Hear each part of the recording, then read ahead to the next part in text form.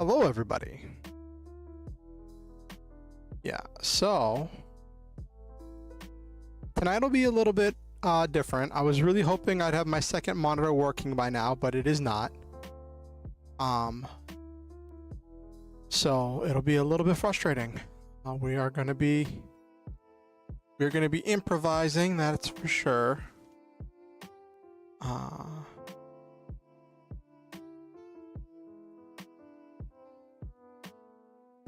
Alright. Oh yeah, it would help if I got my model booted up.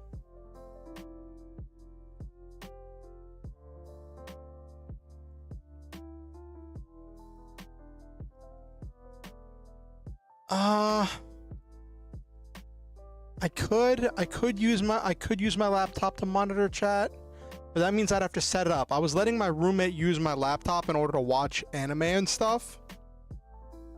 So for security reasons, I logged everything off on my laptop and disconnected all of my accounts and like did all of that like disconnecting stuff off of my laptop. Because I was going to be letting my roommate use it for watching anime and stuff, and I didn't want to take a chance that he would either intentionally, because he wanted to do it as a prank, or accidentally stumble into doing something that could like cause major damage. So yeah, I'm setting up my phone right now, actually.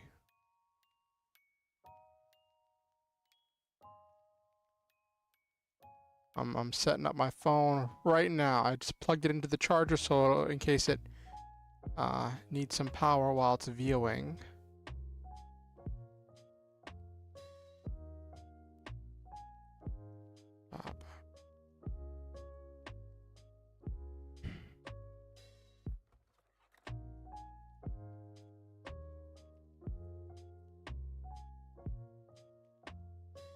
Okay. So this will be just like before when I used to keep track of chat on my phone. Before I got a second screen, so we're doing some retro-y stuff because I need to get. Let me turn up the brightness so I can see this more often.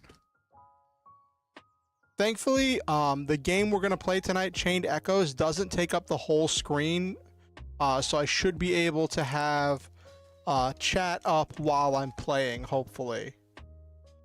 But for the first part, we'll need some stuff. Oh yeah, let me get my model booted up. Oh,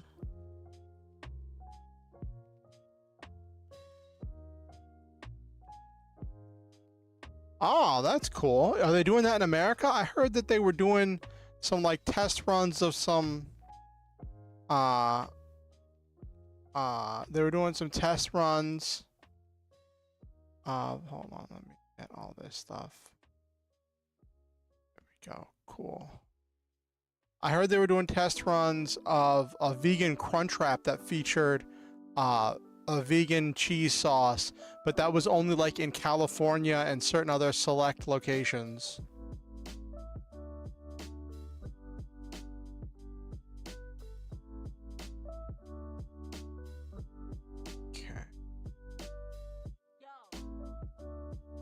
Alright, boom. Okay.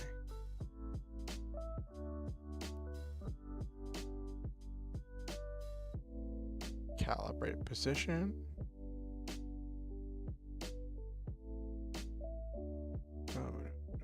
Okay. Your level of cringe has improved partly because of Silva. What did Silva do now? What did Silva do now?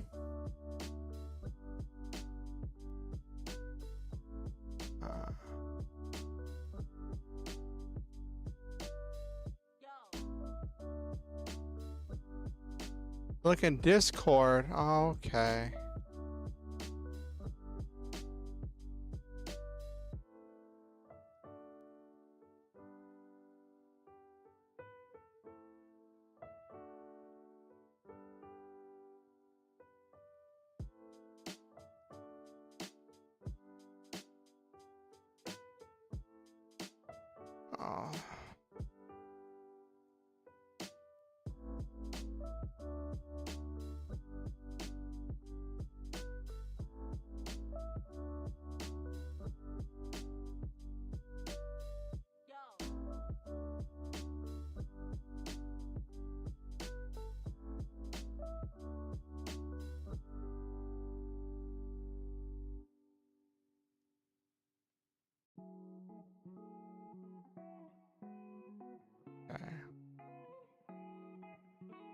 I learned you've seen Star Trek, so or was that the stuff, the memes you shared I saw earlier? The Star Trek The Next Generation Demona Chronicles and Gargoyles The Next Generation. I saw that. That's funny. It's really funny whenever you hear a voice actor and you're like, I know that voice.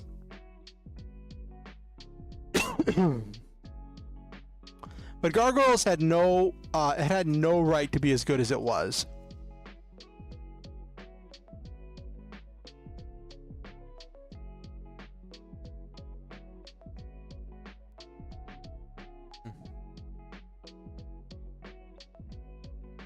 That's funny, Silva.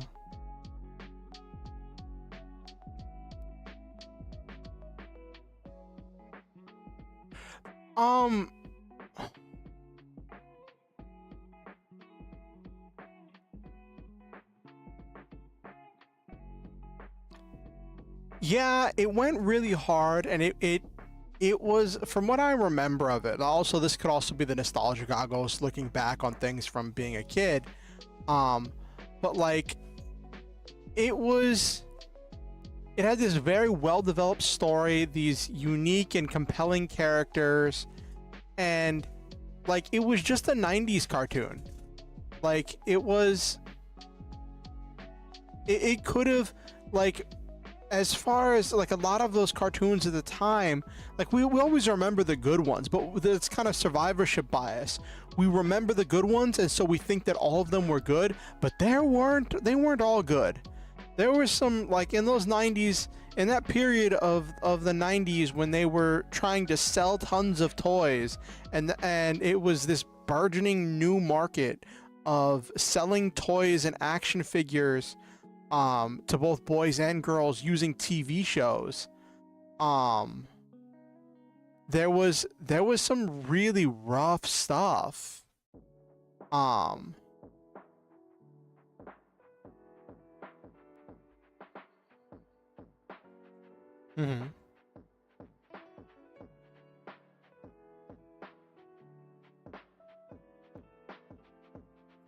But then, like, we had some really great diamonds in the rough. We had some really great gems come out of that time.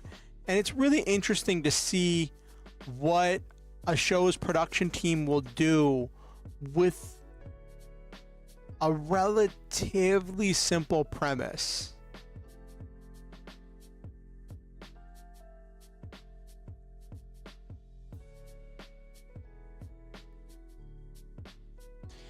Yeah, they had some really interesting openings. That was also true. I've said this before, but as much as a lot of fans really enjoy this new rise of even the dubs for different anime using the Japanese openings to kind of lean into the Japanese influences of anime, I will never forget some of the English dub openings for some anime, and the English and the openings for some cartoons from when I was a kid, you know? Like Digimon Frontiers opening, classic.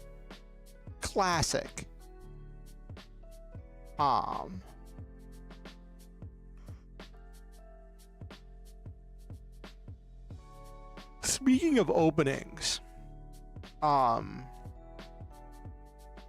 was talking to a friend of mine a while back. I think I mentioned this before. I can believe that, Nabiru. I was talking to someone a while back about this, where one of my friends told me that they were rewatching The Mystic Knights of Tir na Nog. And I told them that, like, yeah, sometimes I still, like, will go back and revisit the opening. And they didn't say anything, and I was like, you know what, that made me think about it. So I went to go, so they linked me a playlist of the Mystic Knights of Tir na Nog episodes. And I watched it, and it didn't have the opening I remembered. And I went back and looked it up, and it was one of those Mandela effect things, where like that was probably the opening that I saw as a kid, but the opening I always remember as an adult is the one I found online. That was the opening for the European version of Mystic Knights of Tir na Nog, which was this really great song. Whereas like the English opening was just like an instrumental with some sweeping wide scenery shots.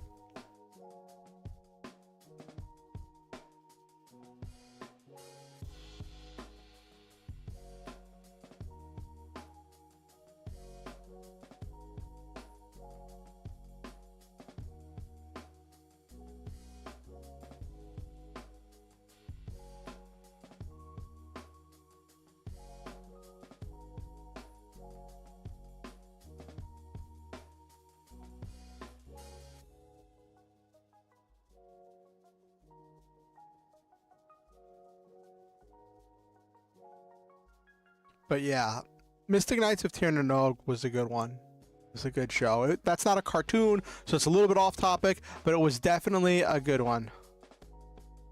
Oh, what's the catchiest 90s cartoon theme, Silva?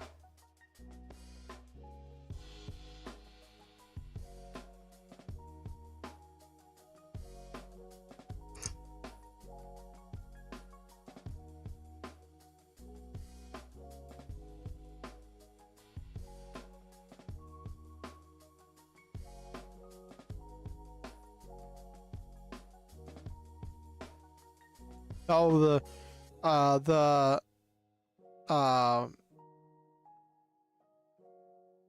what was that? Was that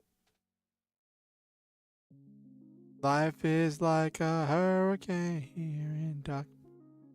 That's not Darkwing Duck. That's the one with Huey, Dewey, and Louie. DuckTales. Woohoo, yeah.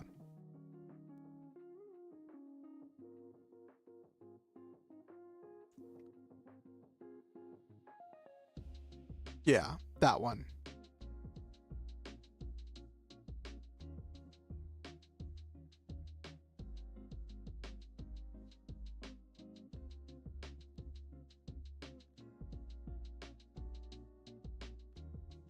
Mm-hmm.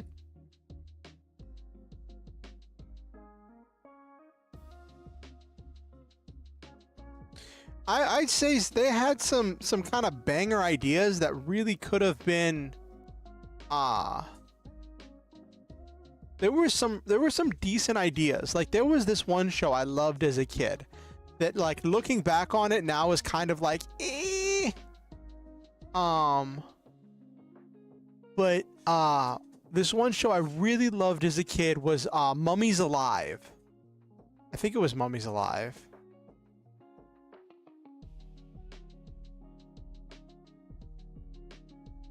Oh, the DuckTales video game? That sounds fun.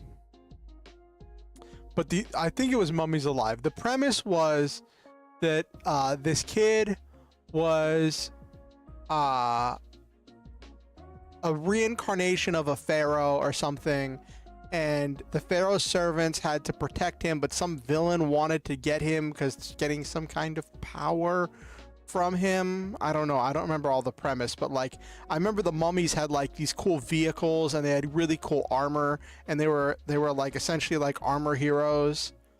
And I got like cool powers and stuff. And like I thought it was really cool. Probably because I you know, fantasized about being, you know, the heir to a king or some kind of royalty or something. It's that kid's power fantasy, right? And I think it's like it was kind of like it was not bizarre, but it was just, I guess, a sign of the times that like this story about someone who's like a reincarnation of an Egyptian pharaoh with all these Egyptian themed villains and superheroes happening and all that stuff happening was like a white kid.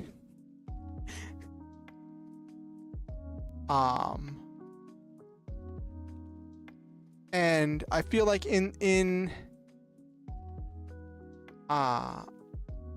don't know, I might get canceled for saying this, but I feel like in our modern era of really delving into into the stories of people of color, and of looking at heritage, and like and all that the concept of Mummy's life could be revisited with an actual like Egyptian kid as being the main character, and then delving into like that idea of history and heritage and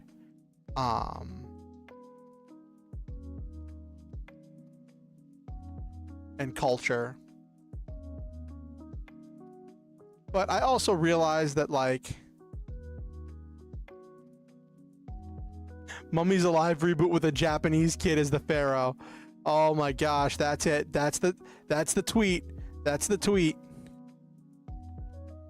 Banger tweet. That's it. That's the tweet.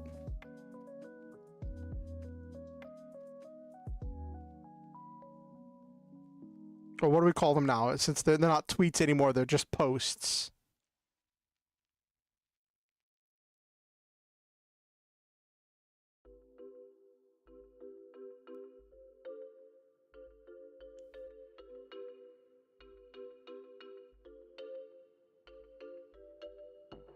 So I had a whole experience. I still have to return it. So my the HDMI port on my graphics card went out, and my second monitor. Oh, Street Sharks was amazing.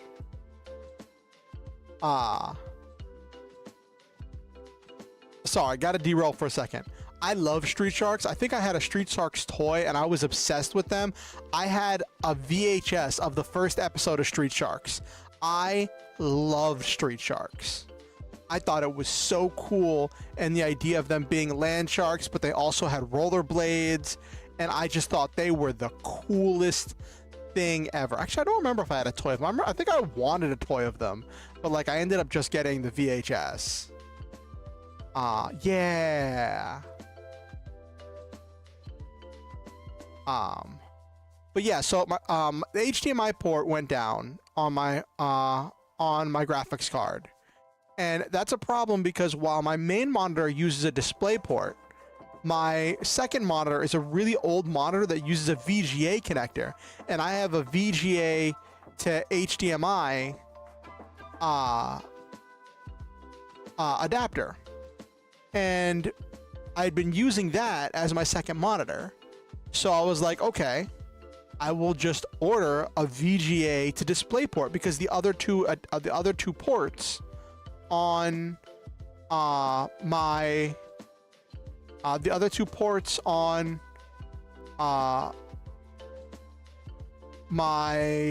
graphics card are display ports. Simple, cool, awesome, outstanding, you know? And I ordered it, and I was worried it wasn't going to get here in time. I was like, oh, doing stream with only one monitor is going to suck. And then it got here a day early. It got here early, and I was like, yes. And then I went to set it up, and like the monitor turns on for a second, but then kicks right off. And I'm like, and like, I know the monitor works. I've connected it via HDMI to my laptop, and that still works. That still reads. But I think my current running theory is that the adapter is bad. So next week I'm probably gonna do an Amazon return, which I gotta figure out how I'm gonna do that, because like, it didn't come in a box, it came in an envelope, and I ripped open the envelope, right? So I gotta like get a box to put it in, and like get a label and stuff, and ship it back to Amazon to return it. And then order order another one.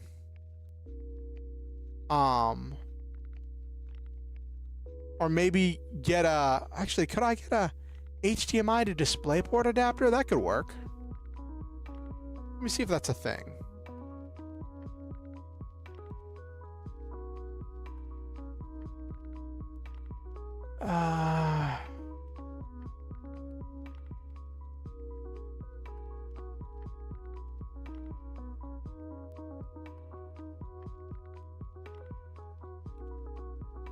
Okay, that is the thing, and they cost about as much as getting another HDMI, another VGA to USB.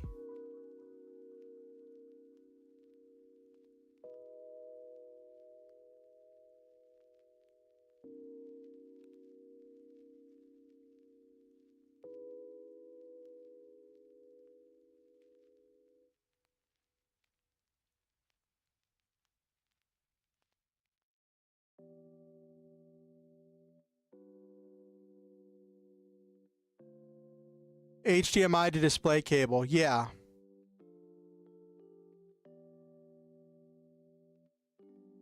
I might even get another VGA cable, just to have a fresh cable.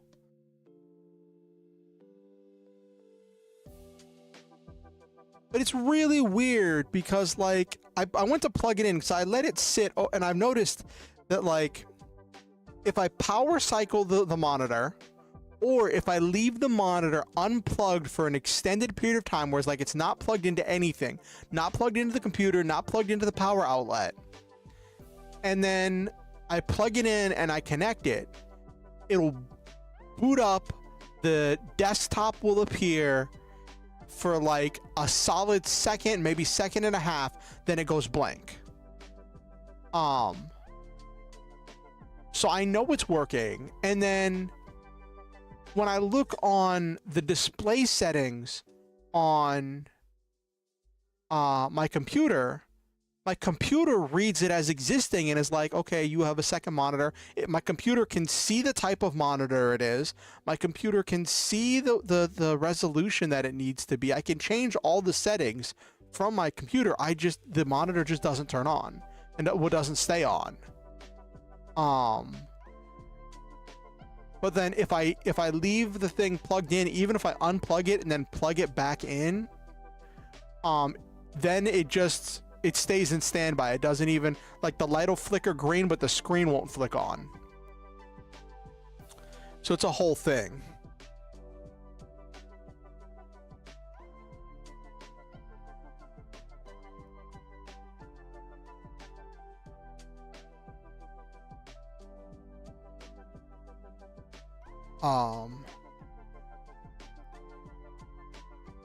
But yeah, that's a whole thing. Like, actually, how much is a VGA cable?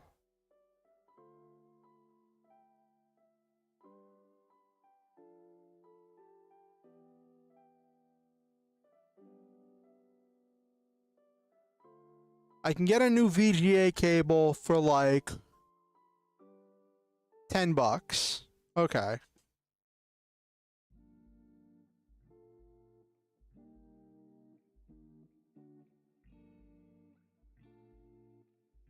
Because, like, I don't want it to be a thing where, like, the actual monitor is dead, because I don't want to buy another monitor. I really don't want to buy another monitor.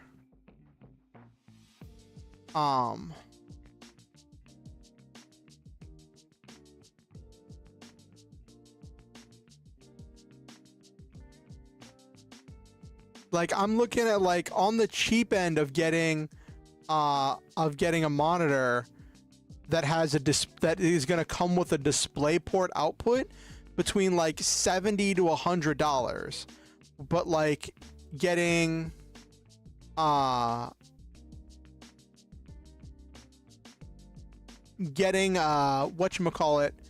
adapters is only going to cost like $10, maybe $20.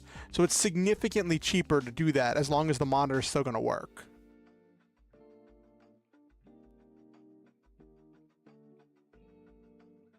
Oh my gosh, stuff's happening in the Facebook thing. I can hear my phone going off.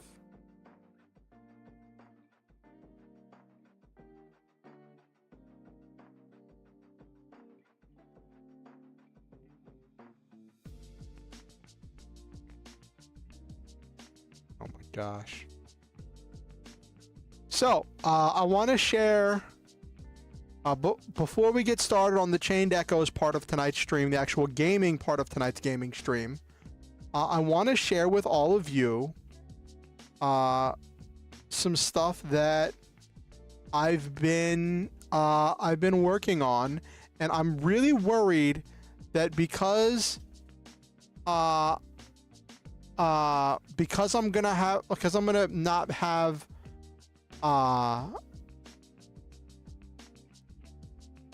OBS up on a screen, that it's gonna freeze like it used to whenever I used to do streams, game building streams, for Mutants and Masterminds, where I would go an entire stream and not realize the screen hadn't updated because Chrome didn't like to play nice. But I haven't had that problem with this computer. I haven't had that problem in a while, so we are going to hope that everything is working functionally. All right.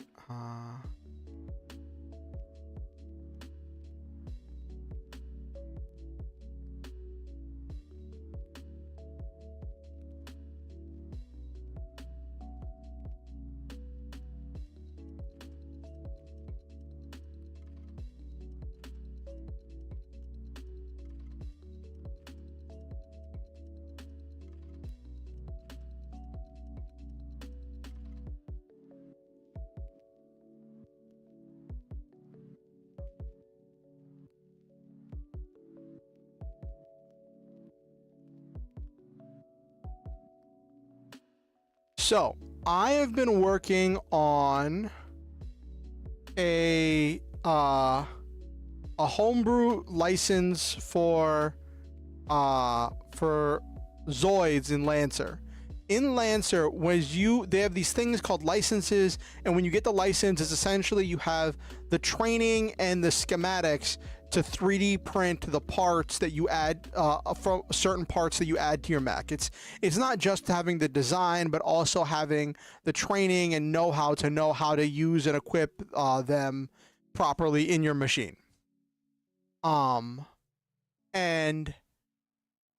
you level up in Lancer, you gain new license levels that expand the number of things that you have access to, so you can make more and more complex machines. Right.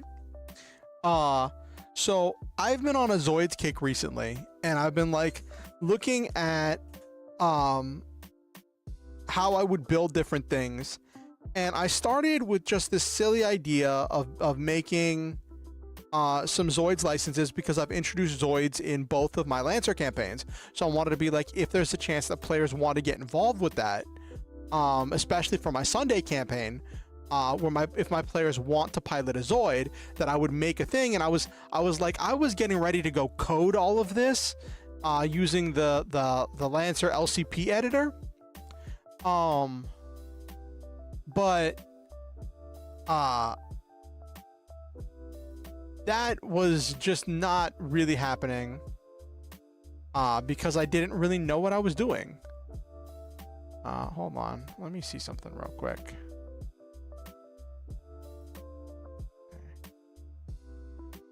Yeah, I didn't really know what I was doing, and I wanted to get some eyes on it, because all of my home brewing with Lancer has been GM side, making NPCs for the players to square off against. I hadn't actually dealt with making player facing things and player options, and I didn't know, like, I knew more about the NPCs than I did about all of the mechs. I don't know all of the mechs. So what started as like a little side project, kind of goofing around, and I was like, you know what, let me share this on the Lancer Discord and see if anybody wants to help me with it, right? And then lo and behold, some people started like helping me with it and like giving me like, these are people that know way more about Lancer than I do, that have like all of the licenses and all of the NPCs memorized and can just look at something and say, hey, that's just like such and such thing. Maybe you should tweak it to be like this, or to be different, or to be this, that, and the third, right? And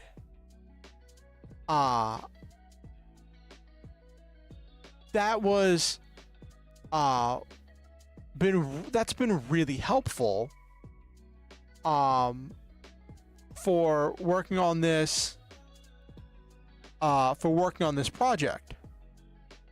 Oh wait, did I lose connection or something? It says my Stream Elements bot posting that it's running. Did Stream Elements go down? Poor Stream Elements. Anyway, so yeah, I've been working on this. So you essentially, in Lancer, you have the frame, and then you have the weapons, and then you have the systems. A frame has its base frame traits, and it'll have a core system of like possibly having an integrated weapon, or having an, but all of them will have a core active, which is something they can use once per mission, and gain access to it. So this is now I made 2 of them so far, Liger Zero and Berserk Fury. And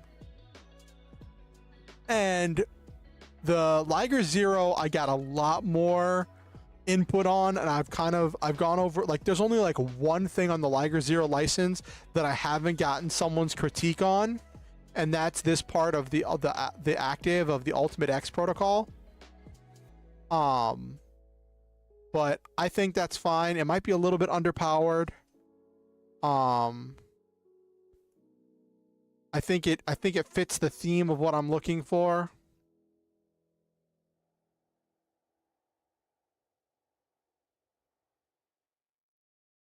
But yeah, so I made them size 2 because the Zoids, Liger Zero and Berserk Fury, are large for Zoids. They're very, while they're like their main character Zoids get really small. So like, in Lancer terms, these ones would be size 2 because they're big, but then some of the other ones would be size 1. But like, the only thing that because size 1/2 in Lancer is like about the size of a person or an EVA suit. And like there are organoids that are that small from Chaotic Century, but like not actual any Zoids that people are riding in are that small. So that's why I made it size 2 in order to just set the frame properly with it.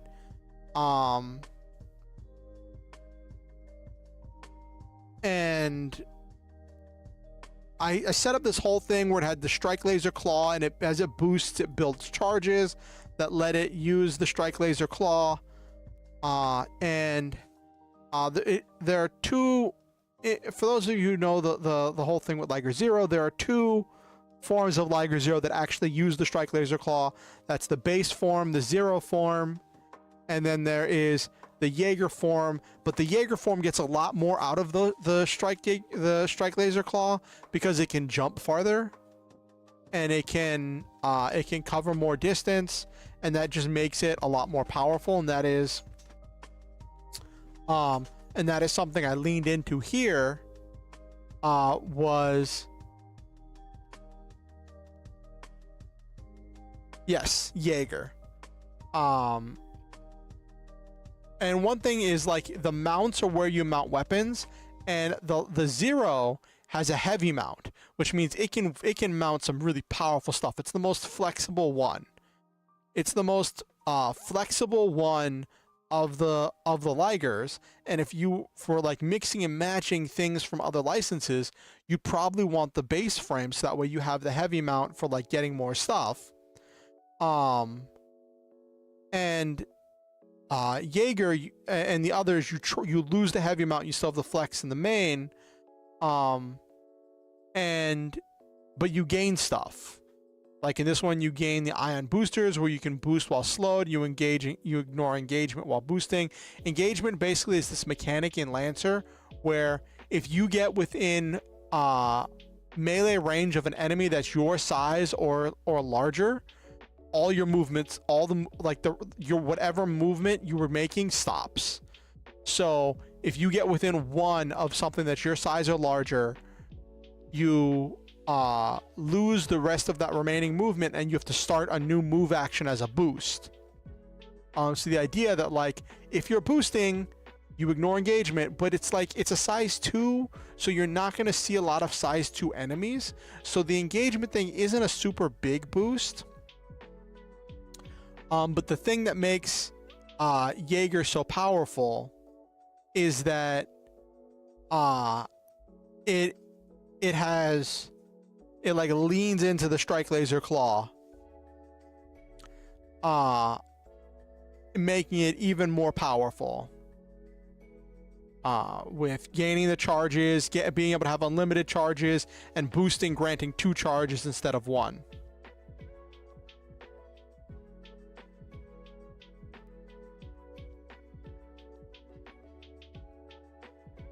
Jaeger versus Armor Titan. Oh my gosh. Then I made Schneider. Schneider's whole thing is that it has an energy shield. And it has laser blades instead of the strike laser claw. And the laser blades are just more consistent, but it actually generates some self-heat. But whenever it gets hot enough, it can use its 7-bladed attack, which lets it attack multiple things for some decent damage. So yeah, Schneider does pretty decent damage and is a little bit faster. So it's this thing where like 0 is 4 speed, which is average for that's average for Lancer, 4 speed. Jaeger is 6 speed, but Schneider is 5 speed, because Schneider is still a little bit faster. And then there's Panzer.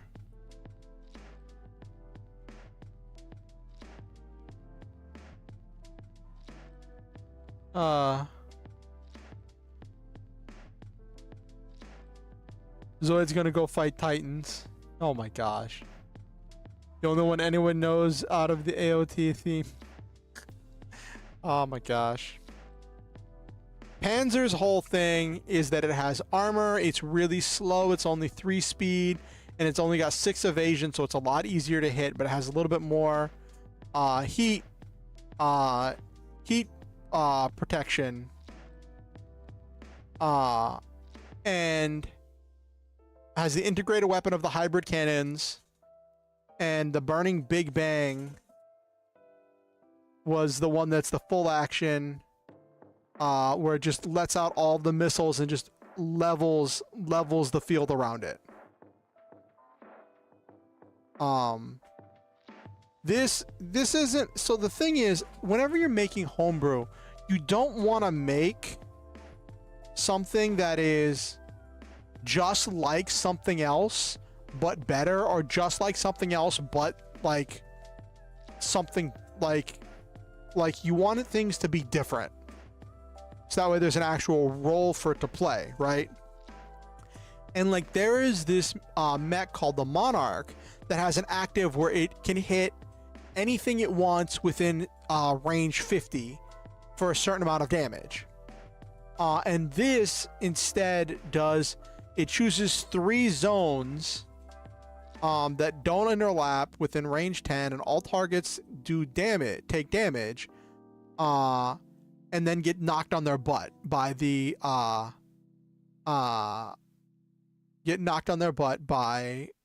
missiles, because they'll be knocked prone. And I did put on there that it does all this damage to terrain, because that is the thing that Liger Zero has used the missiles for blowing up terrain. Then of course the obligatory picture of Liger Zero naked. with no armor on. And then for the rest of the license, you get the Liger Zero and the Alt Flames at license level 2, license level 1. Get a shot cannon, which is a loading CQB weapon, which does really good damage. You got the downforce stabilizers that can ignore difficult terrain when it's boosting, and boosting doesn't provoke reactions. So little known fact, that little white thing on the end of the tail of Liger Zero, you can see it better in this picture, is actually a laser. It's a particle cannon. It's a laser. So I made the tail laser. It's short range and it does a decent amount of damage. Made a scouting pod because the Jaeger has an increased sensor range, because in the battle story, so I based a lot of this on a combination of what was used in the anime and also the battle story. Whenever the thing with is when the Zoids model kits were released, in their little handbooks that came with each Zoid, there was stuff explaining that Zoid's story and expanding on this ever-growing lore and story about Planet Z, and the conflicts on Planet Z and the role that the different Zoids played in those conflicts. And I wish they released more stuff about the battle story, but the Chaotic Century, Zoid's Chaotic Century, is loosely based on the battle story. But in the battle story, Jaeger is a high-speed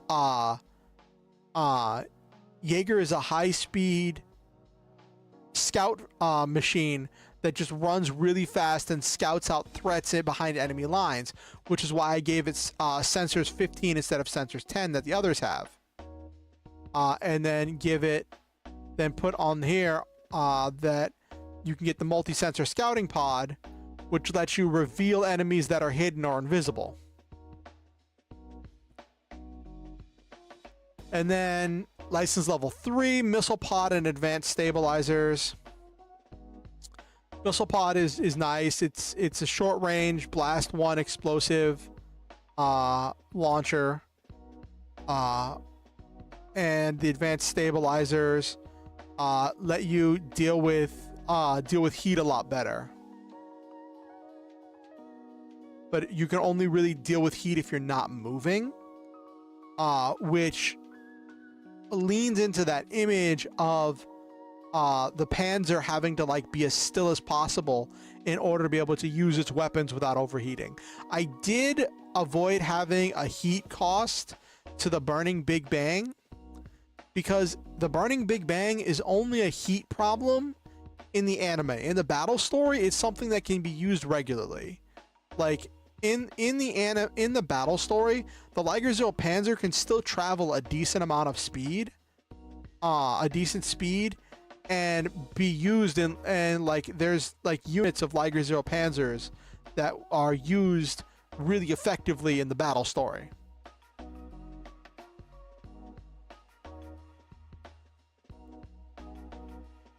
Why is the Stream Elements bot keep posting in chat?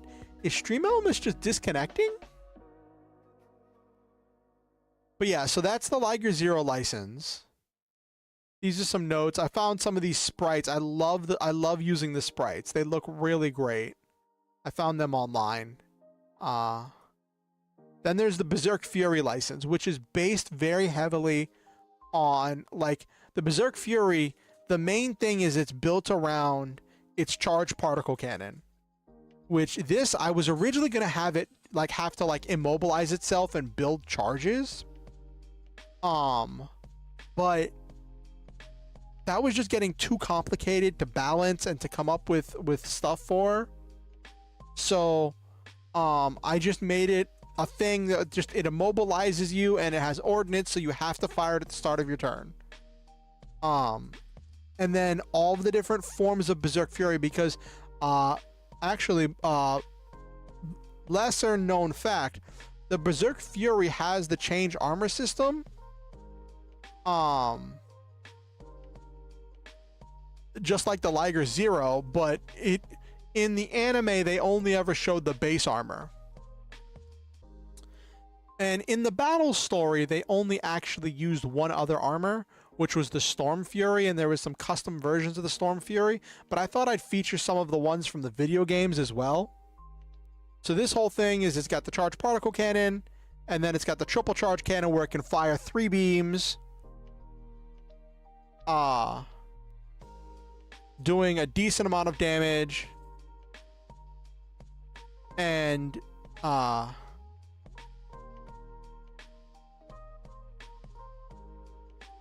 could probably change up the triple charge cannon in order to actually apply shredded, but that's a whole other story.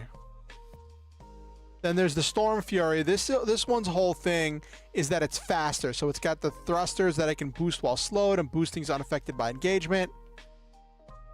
And it's also got the hover boosters, so it can fly over things. And it's slightly faster, slightly higher evasion, but the thing that defines the Storm Fury, right, is its X-Breaker, where it can do a bunch of damage in one attack and grapple a target. And if it grapples the target, it removes their armor, because that's these red things on the side are these claws that extend out. They don't give off energy like the Buster Claws do. Like this one's Buster Claws have like armor piercing, because that's what they do. They act as drills. Yeah, so that's that. Then there's the Jagged Fury, which is another artillery frame. But this one's slow with heavy armor. It's essentially the Panzer. But the thing is, it can take a beating, and it still has the charged particle cannon, and it's got this cannon volley that also does an AoE stun. That is really powerful.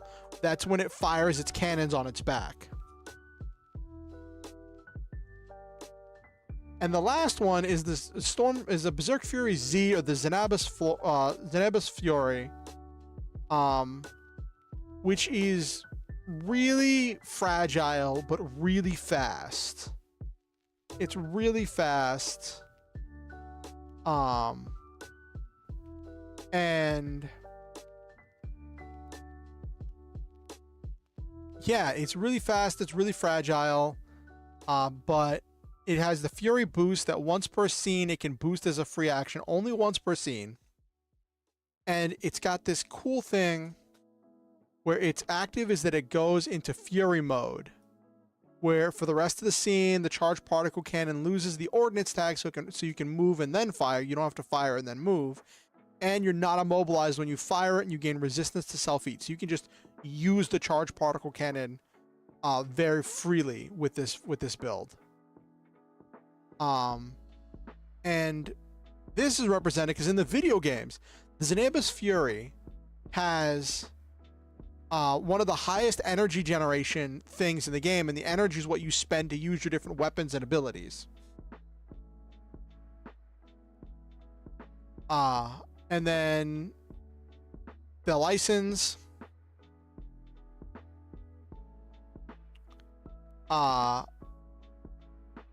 anti-armor missiles gives some AP missiles, but they're Ox missiles.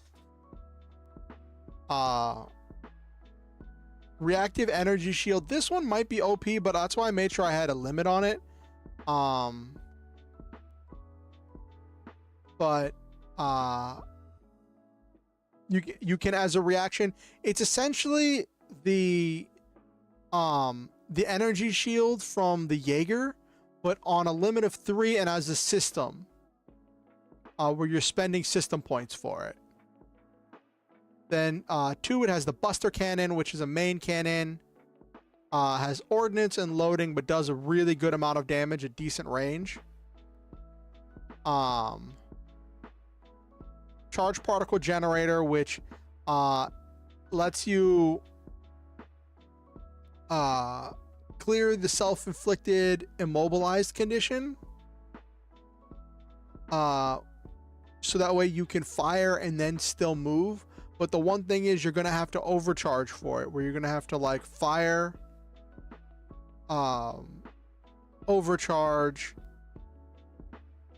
use the charge particle generator as a quick action, and then move. So it gives you some freedom to maneuver.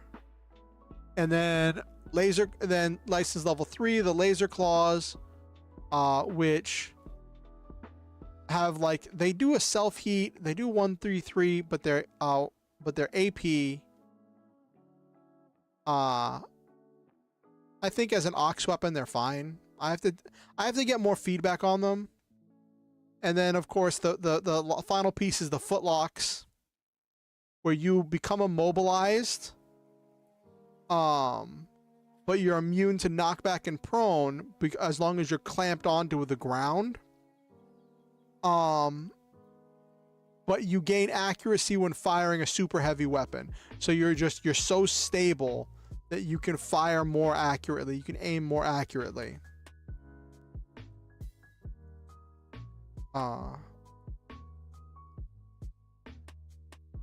So yeah, I've been working on this. This one, the Berserk Fury one, has not had nearly half as much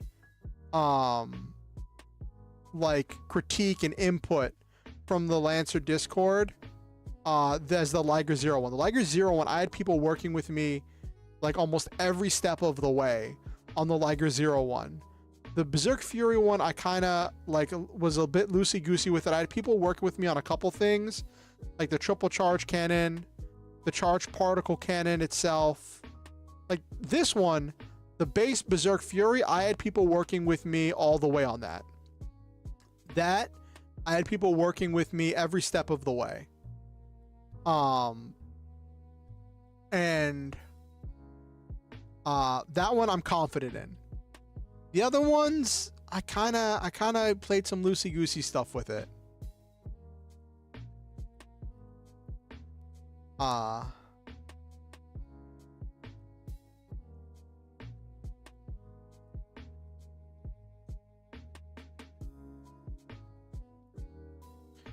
So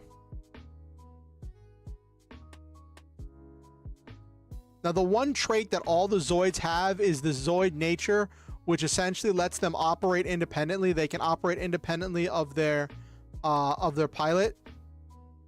And it's really funny because when I was sharing this with people on the Lancer Discord, they were like, what is that AI tag thing?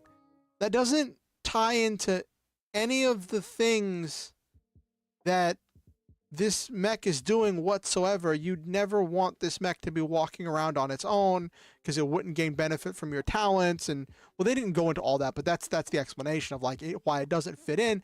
And I was like, it's because of the lore that these are techno-organic monstrosities. These are techno-organic beasts that can operate independently of their pilot.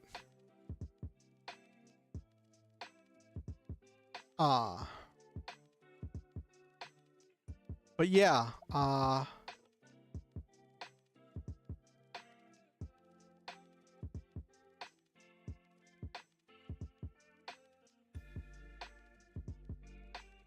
that's what I've been working on for pretty much the last week.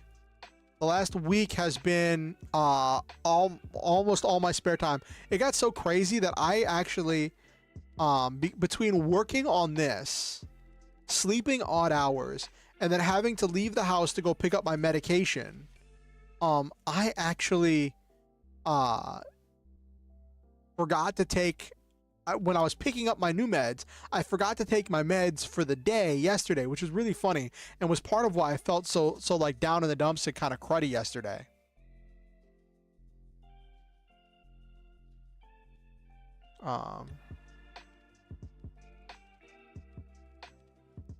But yeah. That's what I've been working on. I still have to code them. I want to get a little bit more feedback before I start coding them. And well, I say coding them, but I'm using a tool that kind of holds my hand in the process. But I want to start making the tools so that way my players could use this in game if they wanted to. They're not at the point where they have access to it yet, but I want it to be a thing that they would have that option.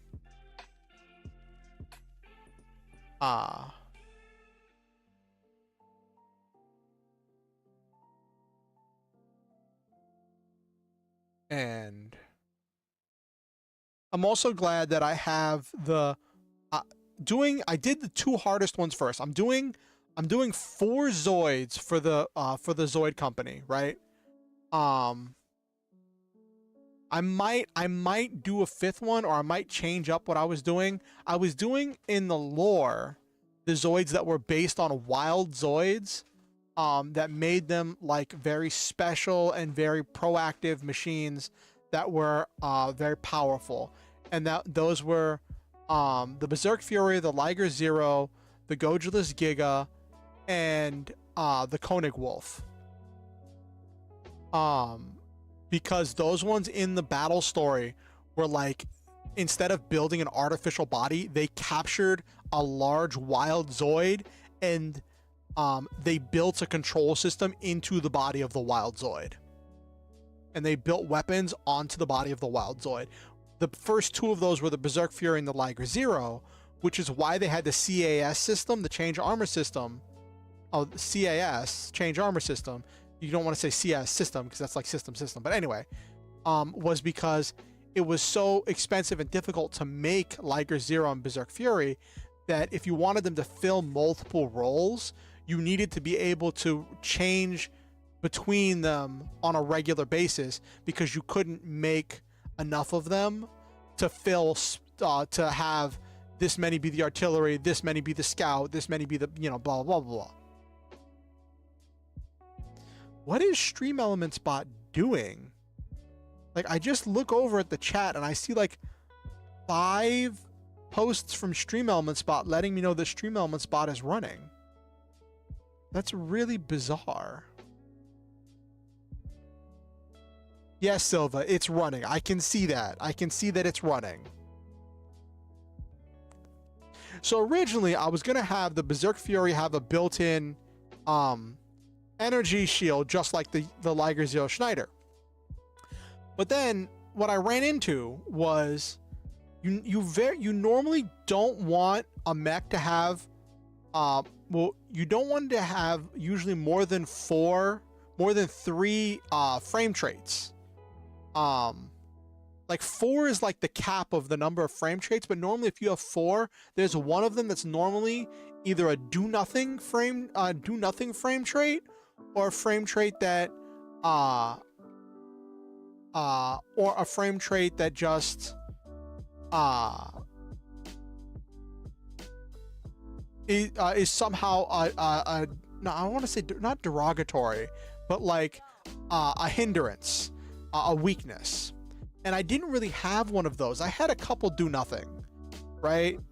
The hover boosters and the Zoid nature kind of do nothing, but like, and I realized that like the base Berserk Fury and the Storm Fury had energy shields. So that's why I made the energy shield just a system. I made the energy shield just a system on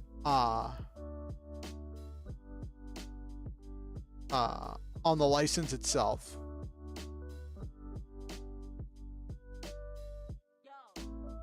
I'm hoping, I think it might need to be more system points.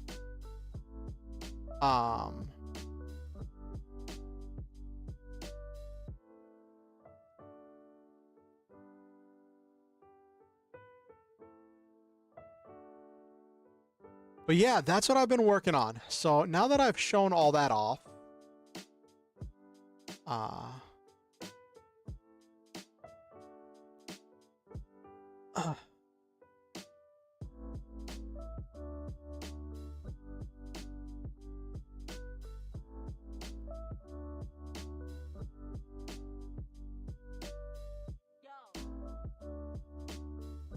But yeah, that is...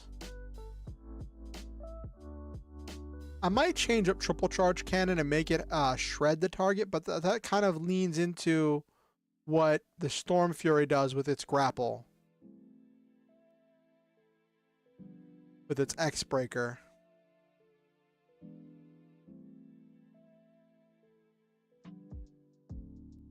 Anywho. Boop-a-doop-a-doop.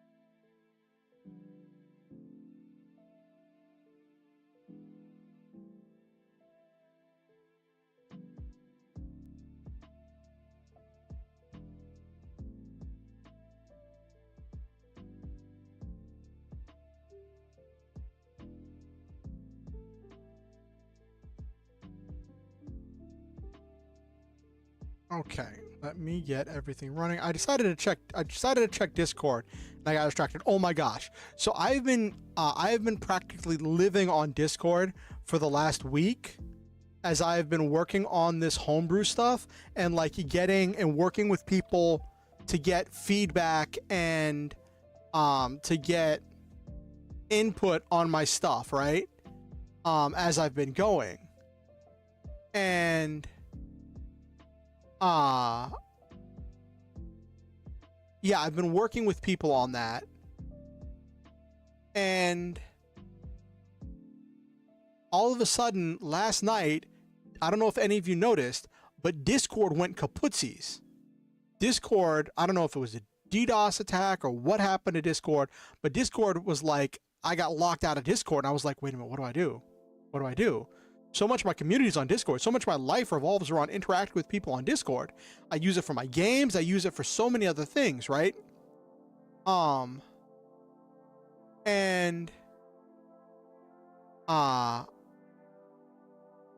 it was like, hold on, let me check. You probably were in bed. You were probably in bed. I was only awake because I was only awake because I had gone to sleep so early that I woke up like in the middle of the night and I started working on Lancer stuff. So since I started working on Lancer stuff, I just happened to have been awake. But let me see.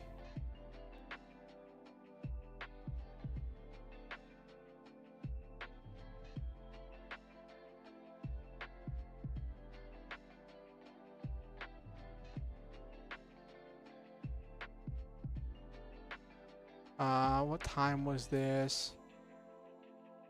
It was 15 hours ago, so that would have put it... Why does Twitter show the hours ago but doesn't show the actual time of the post?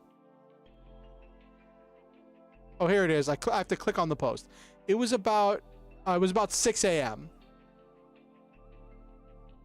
I have to click on the post to see when it actually happened.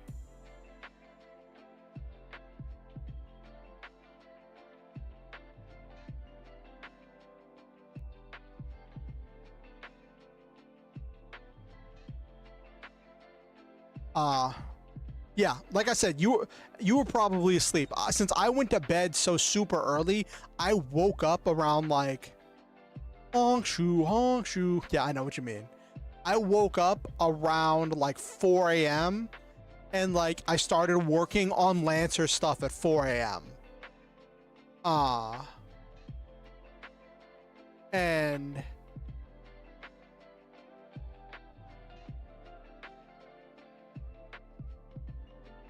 yeah, it was special.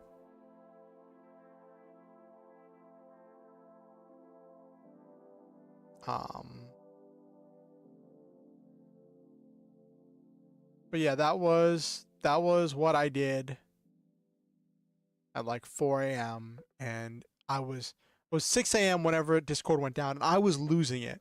I ended up reaching out to one of my friends, Okusen, and I was like, "Hey, can we have a way to contact outside of Discord so that way if Discord goes down, I can still reach you?"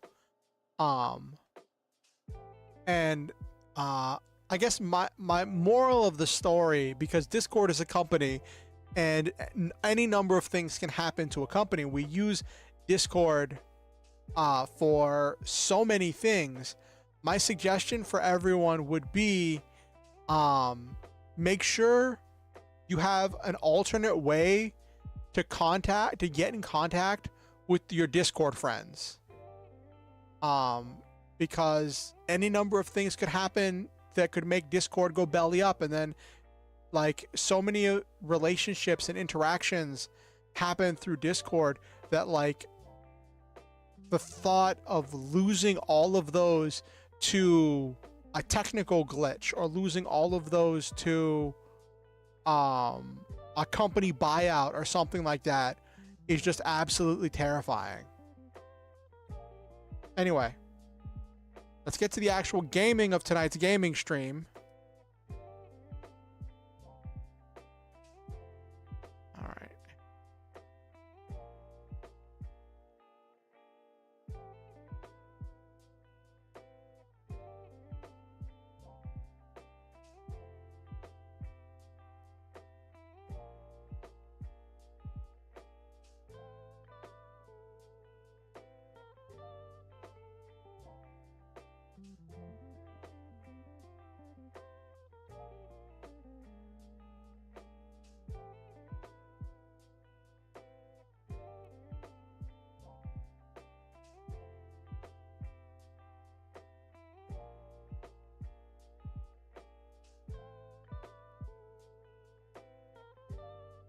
Yeah, it is a gaming stream.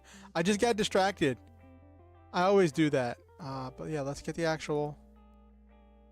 actual gaming portion of the gaming stream.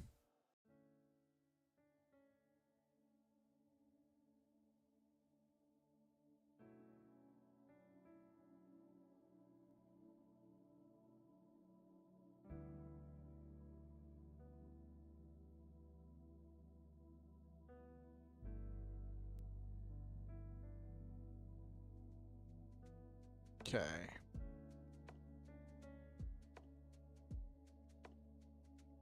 All right.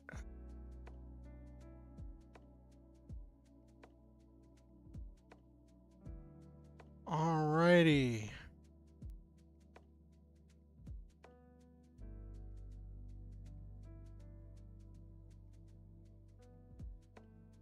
Okay, so one thing I like about Chained Echoes is that on my screen it's small enough that I can have chat right next to it while I can see a bit of OBS while I have Chained Echoes up, so I can make sure everything's working.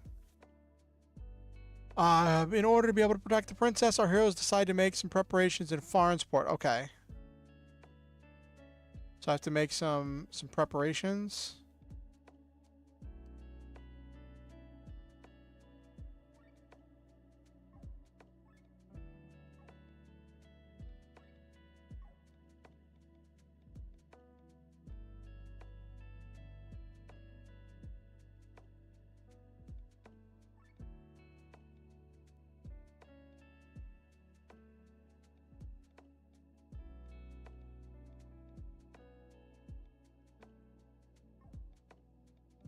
I'm glad I got the second sturdy Akaton from that steel.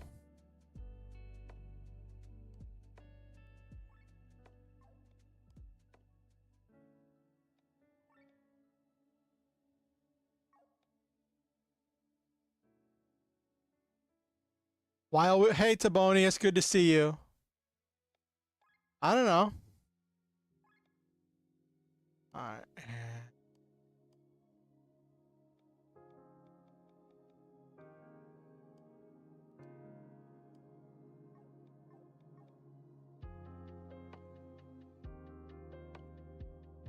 Oh, this is the dungeon I just came out of.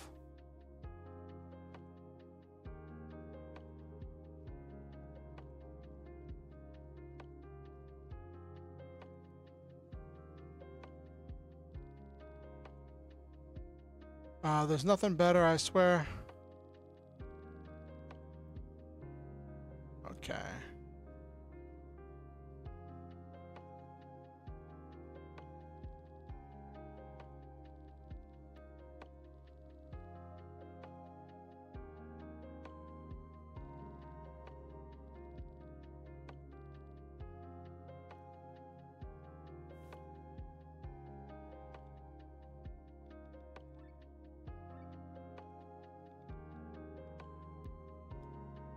Just making sure I didn't actually buy the plum for 100.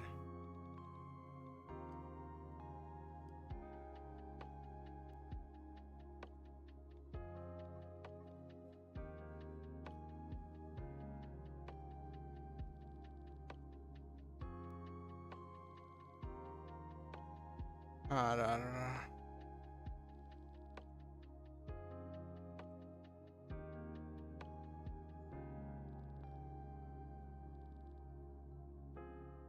Yeah, definitely stay home if you're that finicky. Like I'm one to talk.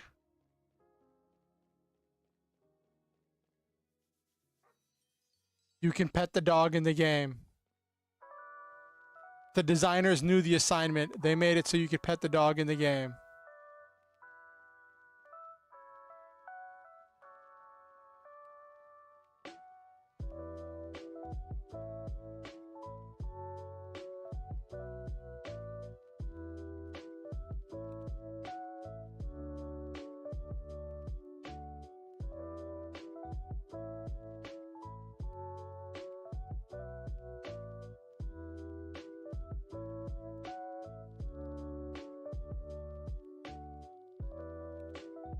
All right.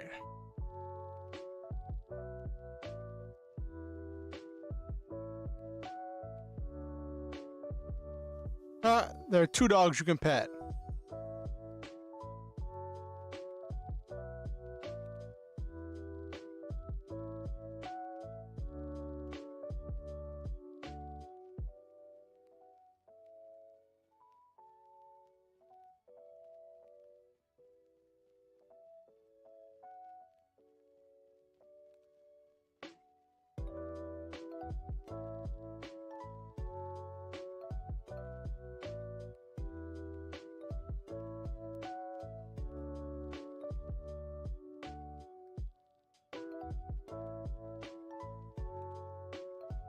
The thing is, they're not selling fresh fish.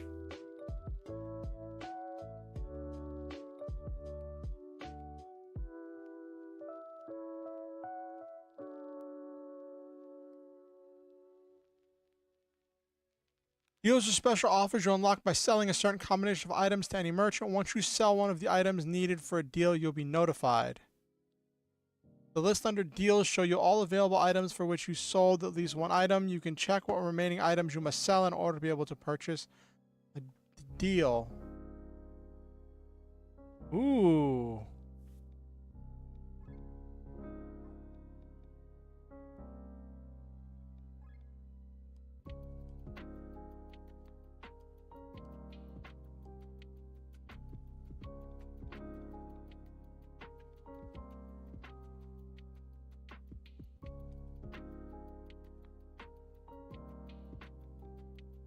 Oh, these are all upgrade materials. These are loot.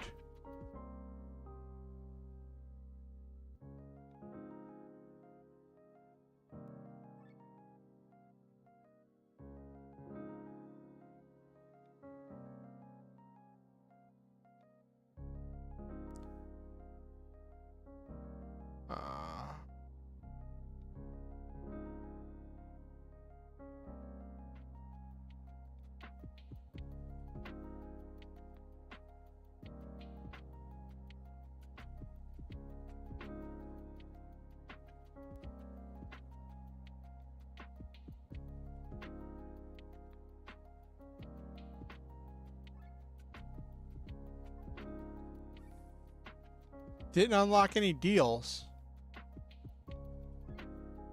Any good stuff?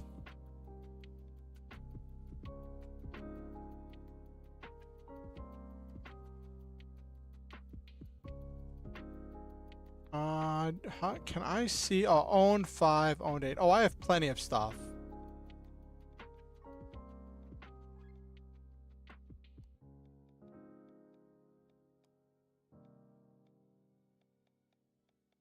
I don't know if I want to sell any of these.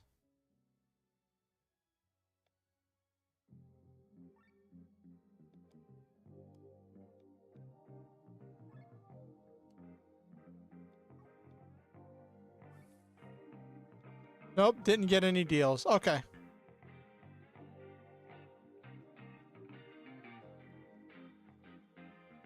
I don't know what I have to sell in order to get the deals, but whatever. I think I've gone everywhere here.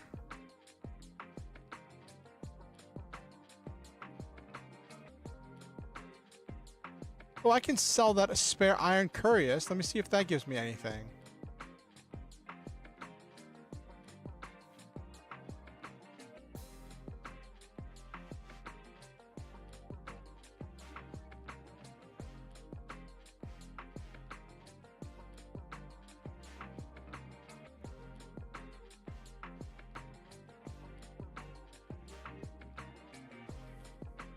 Didn't give me a deal.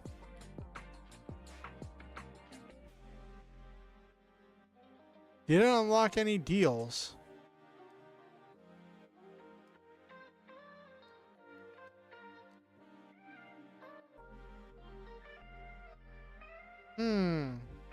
Oh well.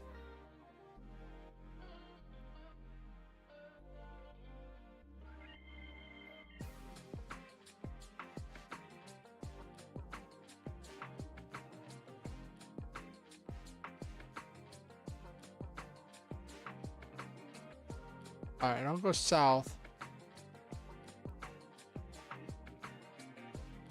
There's an auto save point there, so I know there's something there.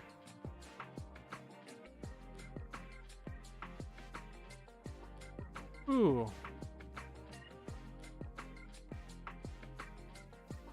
Oh no, the cat doesn't like being pet. A monster enveloped in flames heading towards the palace.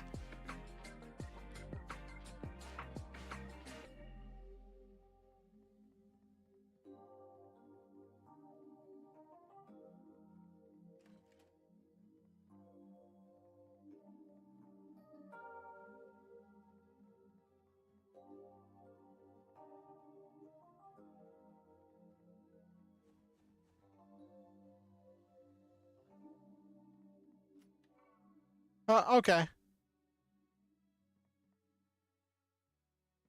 I'm gonna try selling an iron ore, see if that unlocks anything.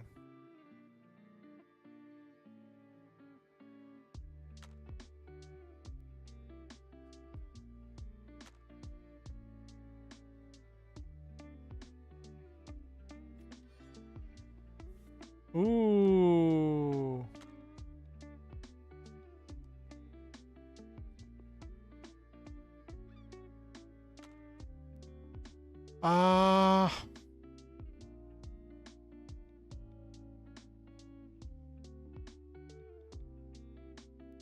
This is just better all the way around.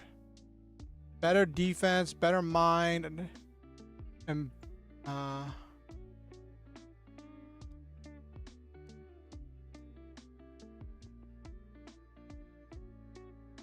but he does stuff with wearing heavy armor.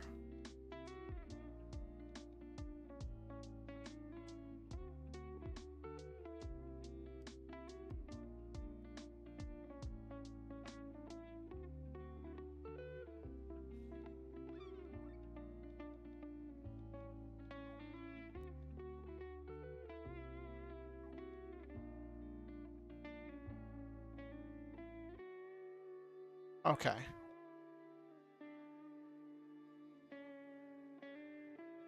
That's cool that you don't just go up, you also can go down to the basement.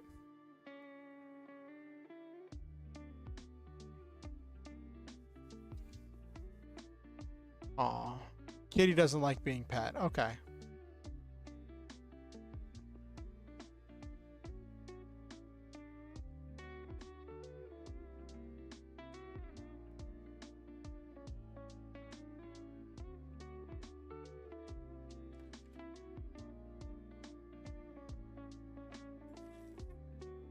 Robbing people left and right.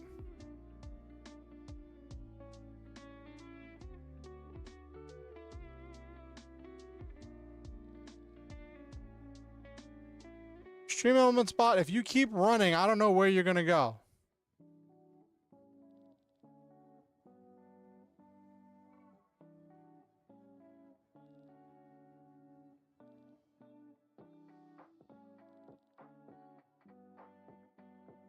I don't know what we just walked in on, but I'm just gonna walk out of that.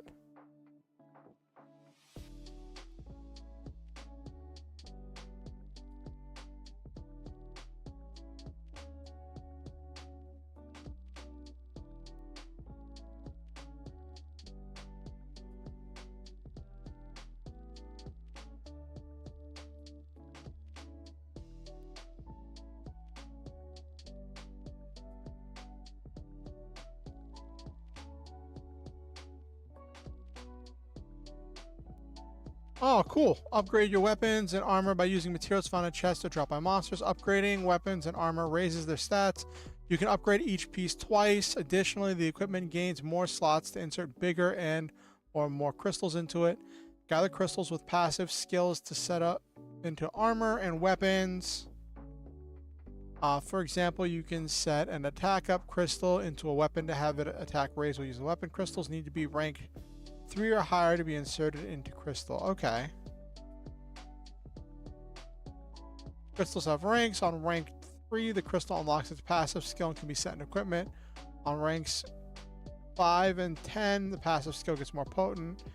You can find different crystals with the same passive skill. When combining a crystal, you will choose a base crystal, infused crystal.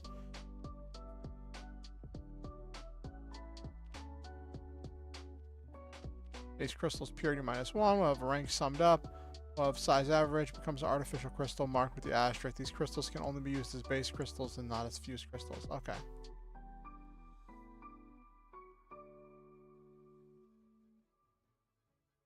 Single piece of equipment.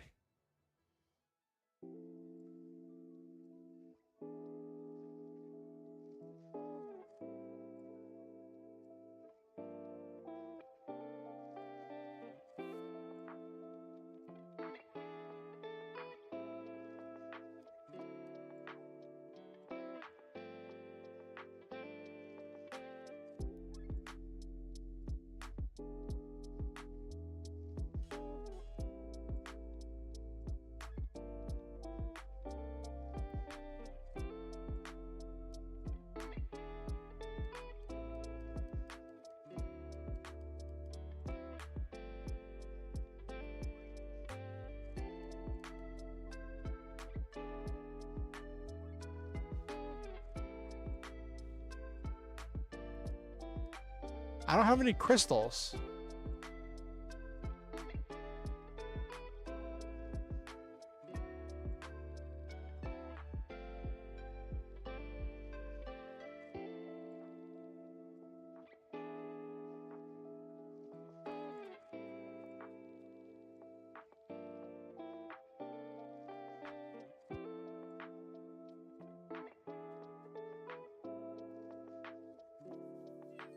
Okay, so there is a cat that likes being pet. Okay.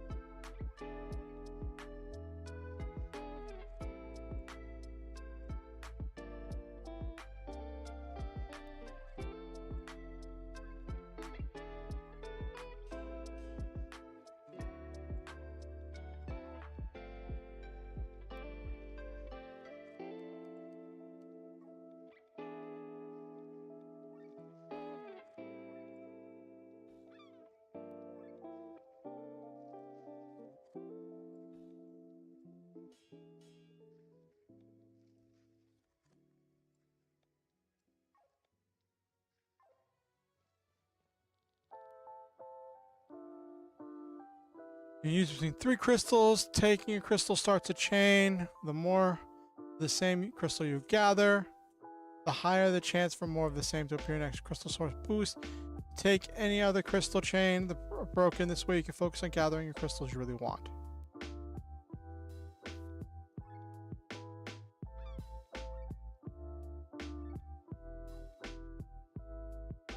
Oh, I can.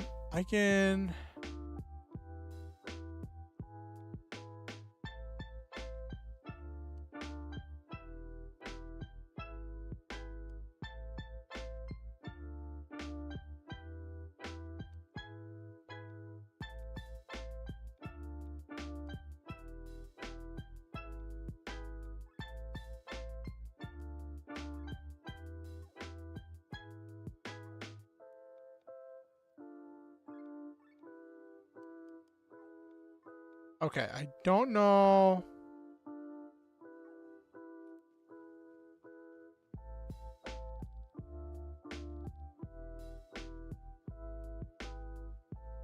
Can I harvest any more crystals? Nope, that was only one use of crystals. Okay.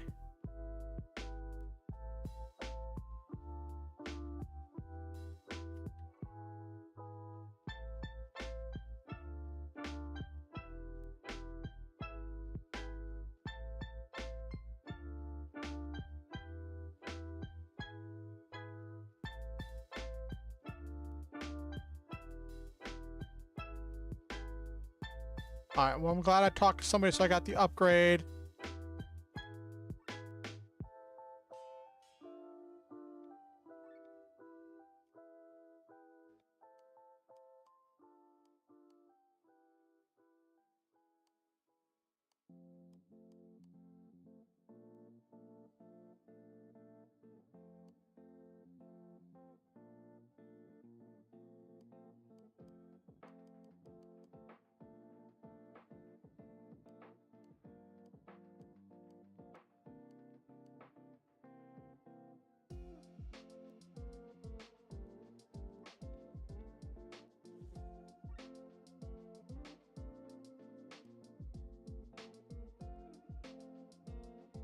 Oh my gosh, Stream Elements bot, what's wrong?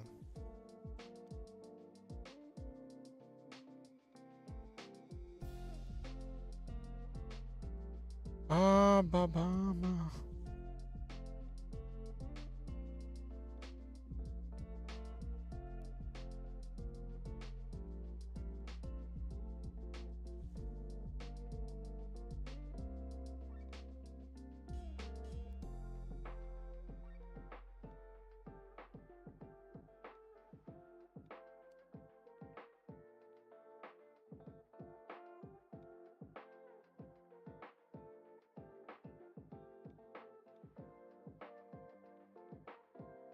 Maybe. It seems like it's bugging out.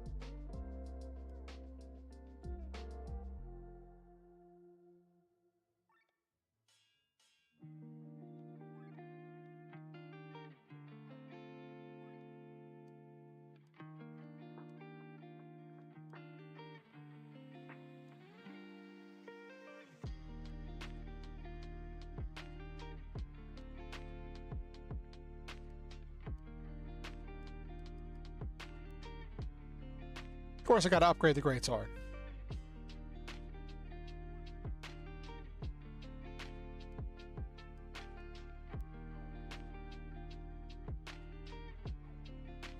Spent most of my money there. And now I have upgraded stats.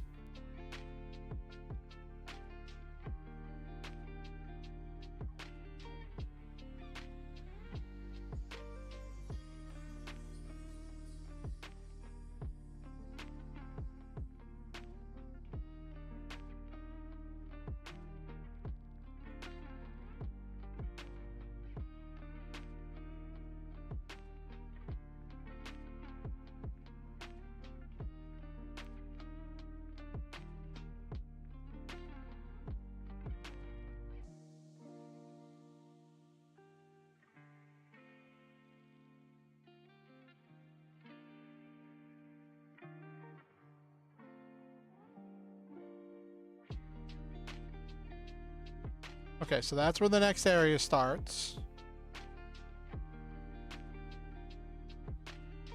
I've explored over there.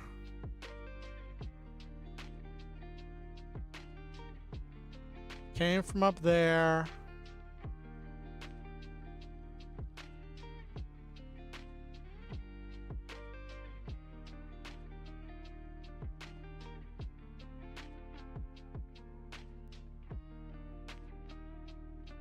Okay, so all of these areas, all right, I don't know which way leads out. All right.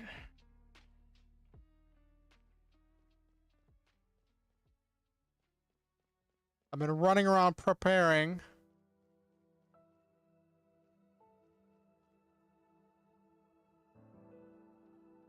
Hello, Ricardo. Oh, I can put it in something else? Okay. I think I will. I'm going to put that because I want to have a tack up in my... I want to have a tack up on my weapon, so I'm going to remove that.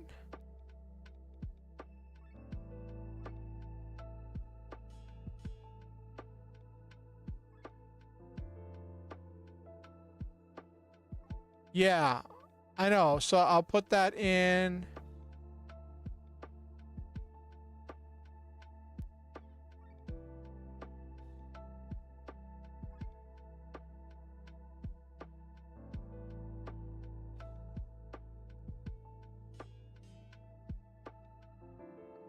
Okay, there we go. Yep. So now I have an HP up in the armor. I'll have to find more crystals as I go.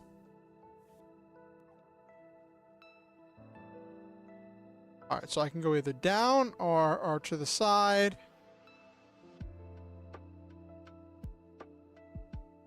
Let's go to the side.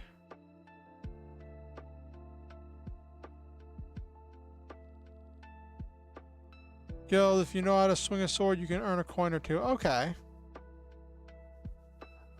Oh, not every dog wants to be pet. Okay.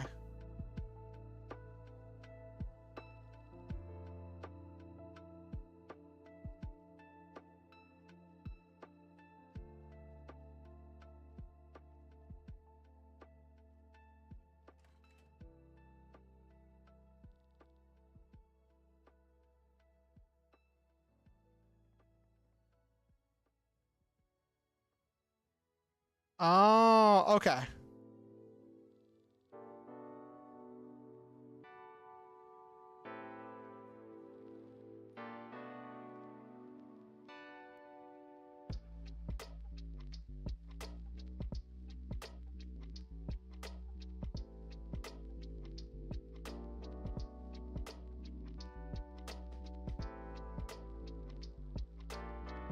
Ooh.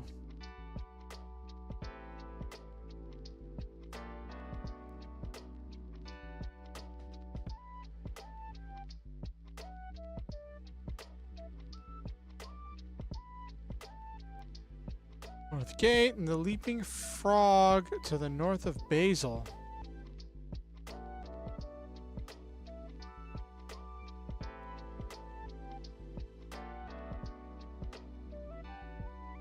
Trying to upgrade the crystal to level 10 and have the smaller size possible. Okay, Ricardo.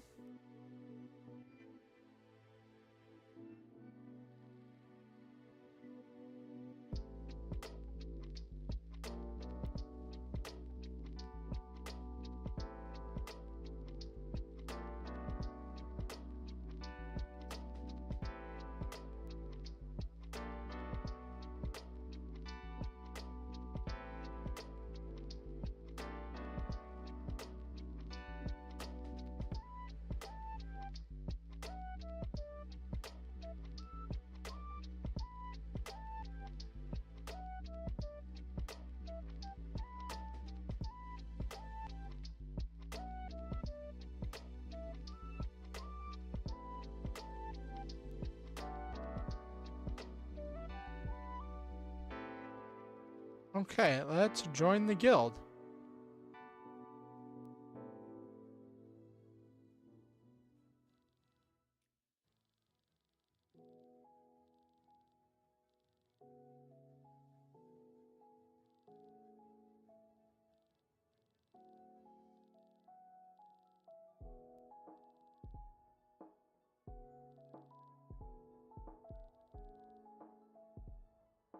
Every weapon upgrade adds a slot so you can have more crystals of bigger size inserted into respective equipment. That's cool.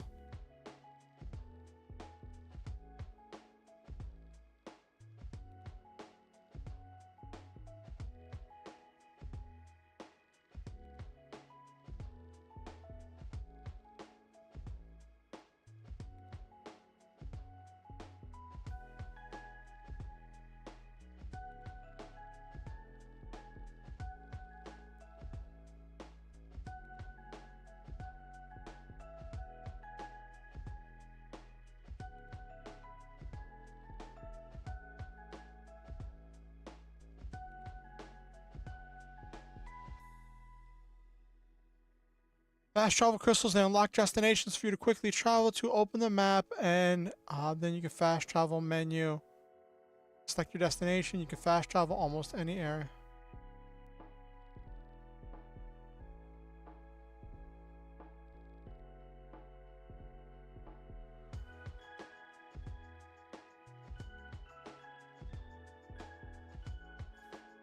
Oh, there's a map right here. I was wondering about that.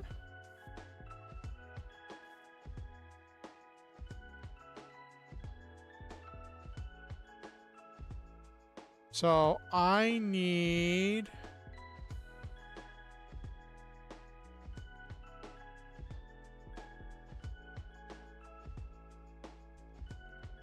Okay.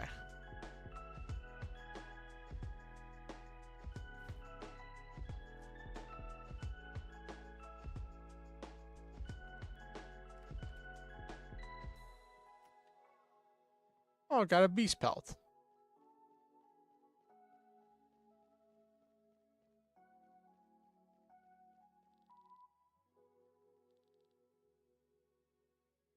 Uh...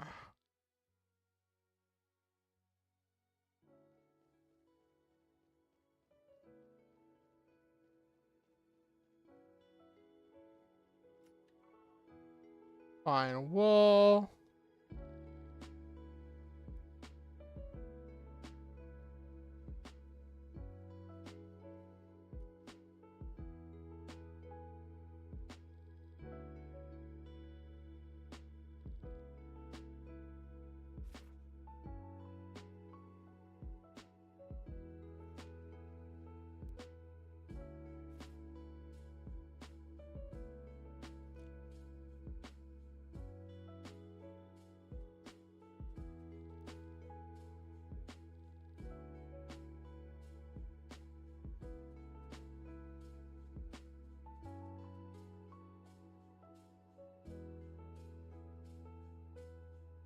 Okay.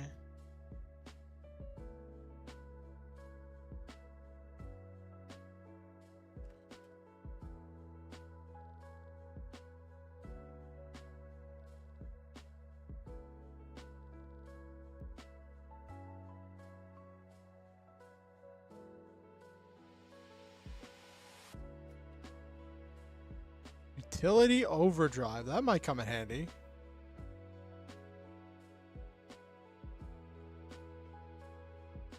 Okay, so that's where I can't go.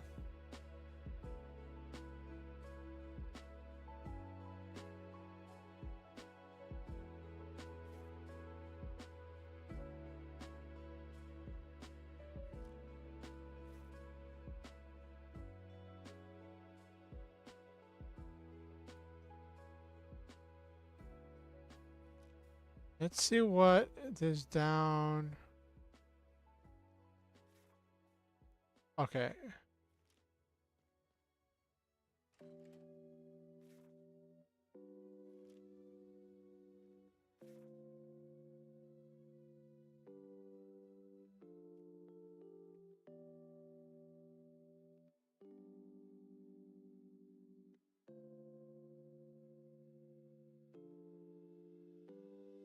Then I want... Okay, so we can't go down.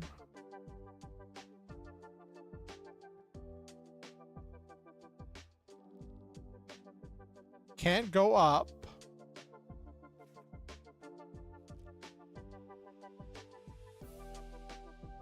I already went this way because this leads to the guild. Yeah.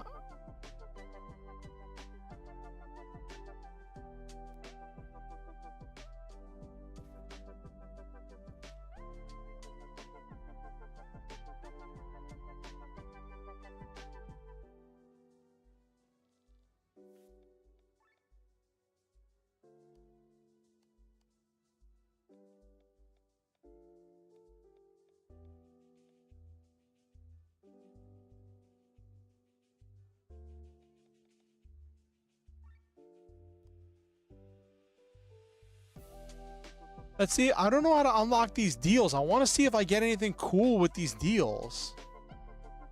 It says you can sell anything, and then if you sell it, it gives you a deal of some kind. Depending on what you sell. And I'm like, I haven't unlocked any.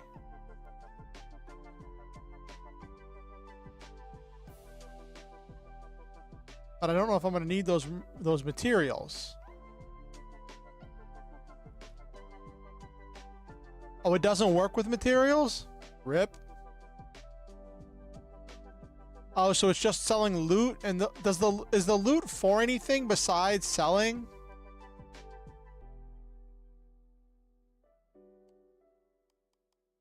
The loot? Okay, so I just sell all this stuff? Loot is only for selling. Okay.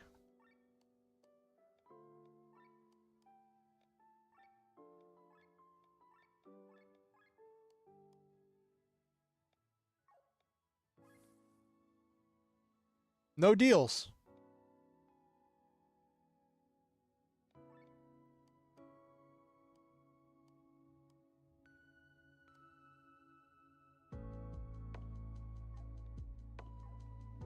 Well, rip that.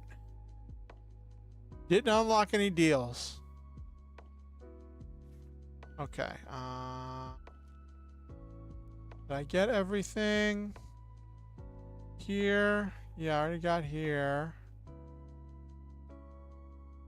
The bottom one leads there. That leads there.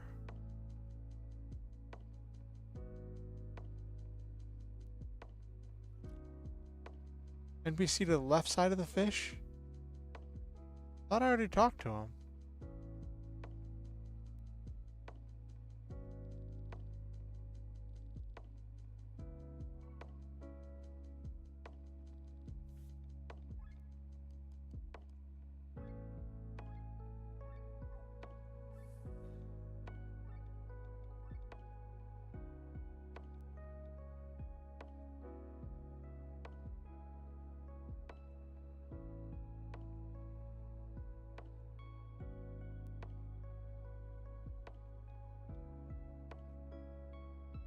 I need one more sturdy bucket. A yak horn gets me a great sword. Here we go, starter pack.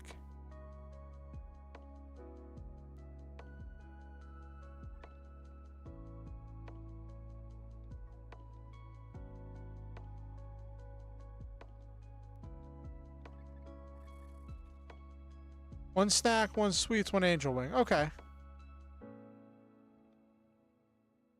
One more sturdy bucket gets me light armor 3. If I get the yak horn from the unique monster, I can get greatsword 3, which that sounds cool. Kind of a shame that I already upgraded that greatsword if there's a greatsword 3 that I can get this early.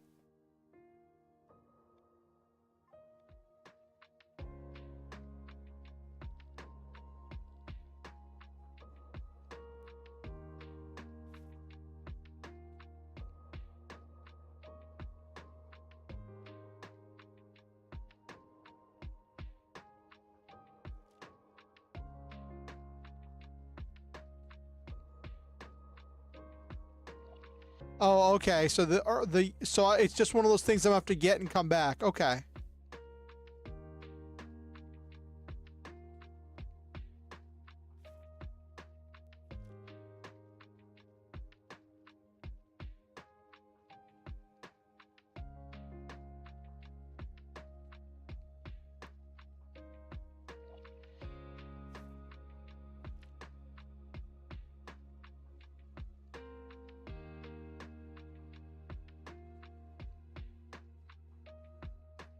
Oh, it's really hard? Okay.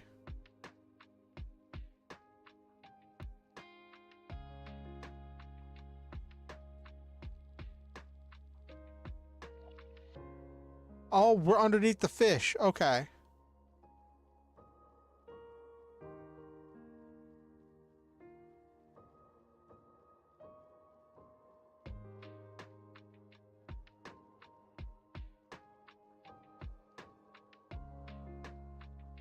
Okay.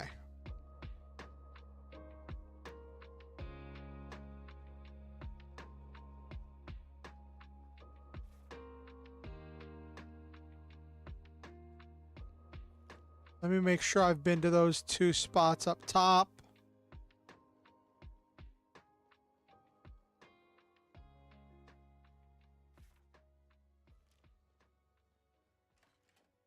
Already been here.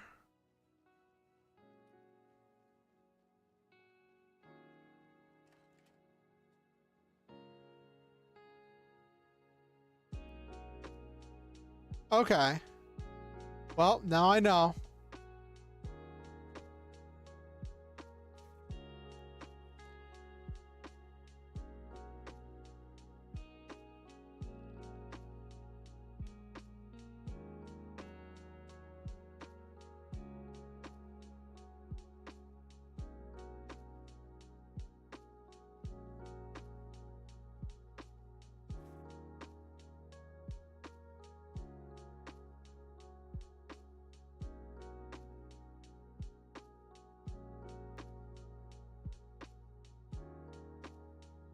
Oh, does that mean that's where I have to go to the next place? Okay. I'll explore down the bottom area and then I'll head over there.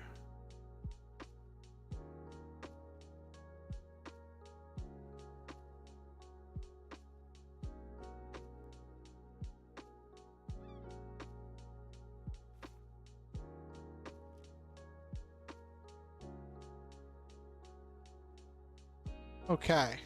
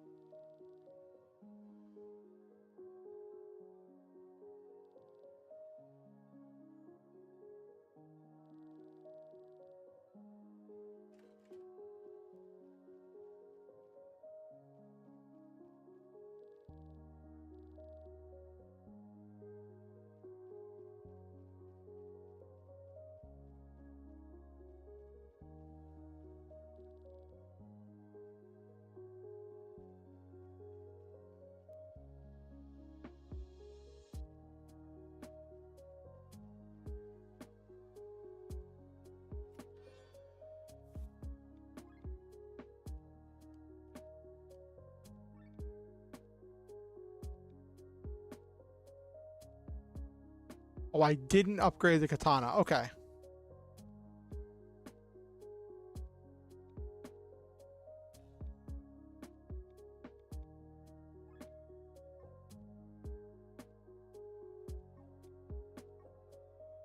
All right, got a boken, got an armor, upgraded my gear a little bit.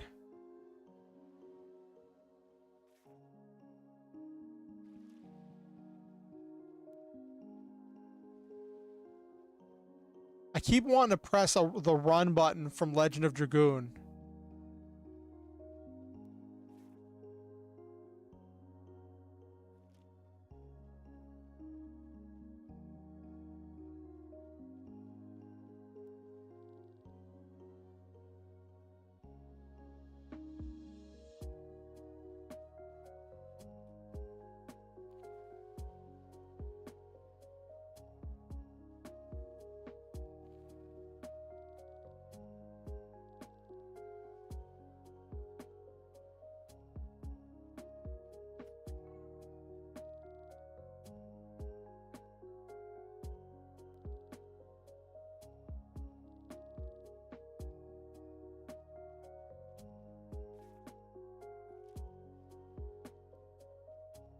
Okay.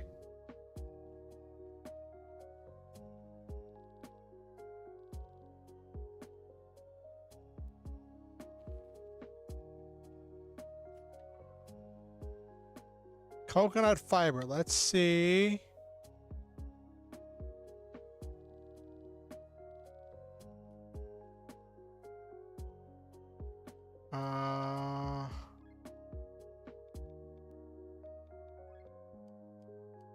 No loot. Let's see if any of this can be useful for upgrading.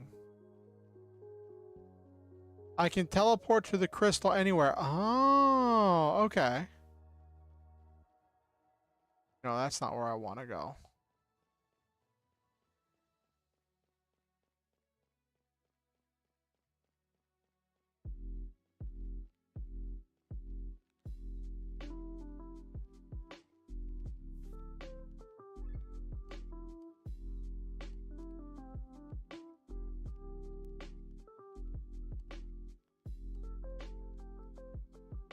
I can upgrade his dagger, but I don't use his dagger very much. I don't use him to attack.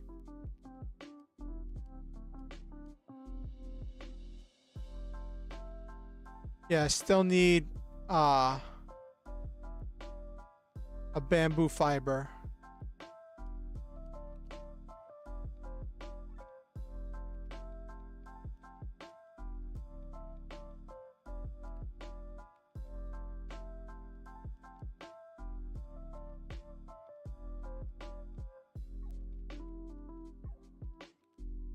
Okay.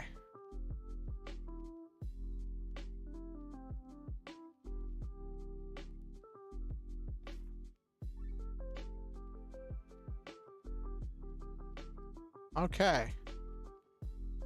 What have you got?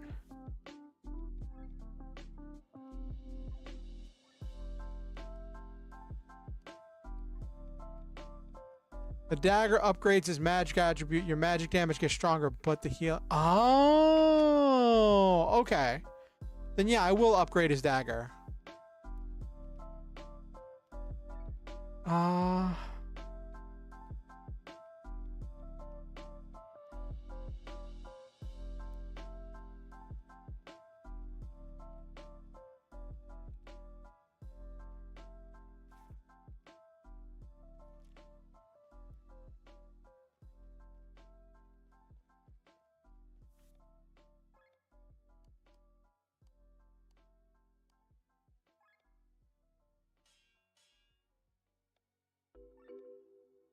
Okay.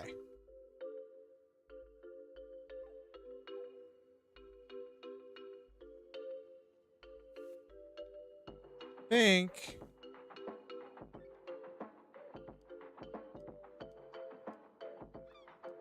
Because I don't use him much.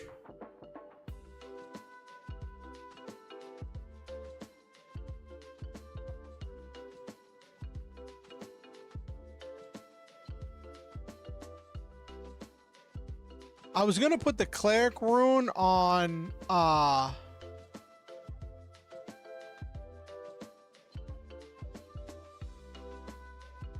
Kylan because Kylan's already got some healing abilities.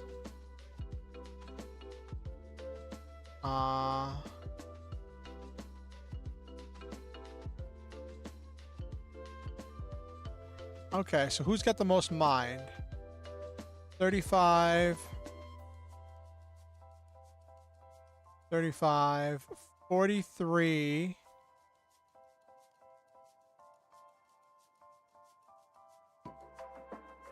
Okay.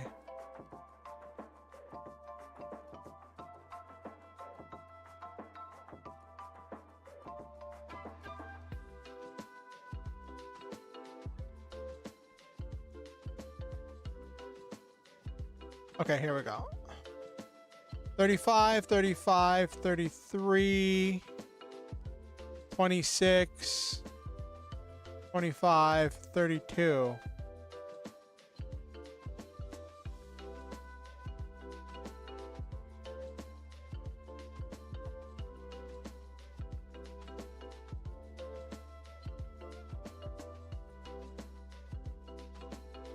I use her for TP goes up. I use her for magic attacks anyway.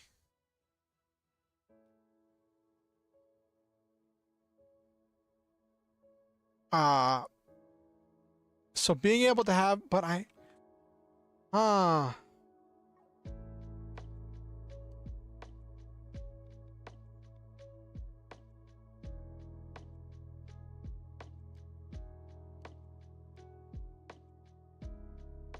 yeah, I use her for her magic attacks as a DPS.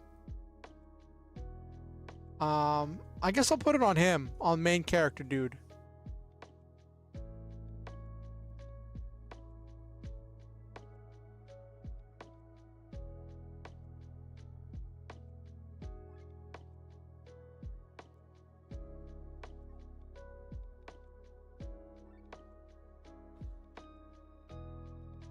I was gonna put it on Kylian because I already used Kylian's healing abilities.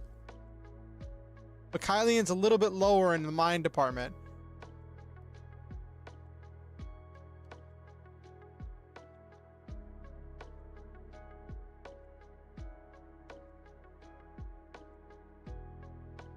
Mind 70.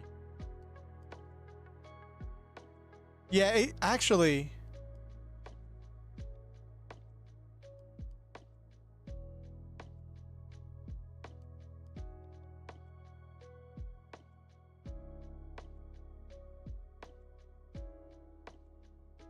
$135. Yeah, he's got more HP.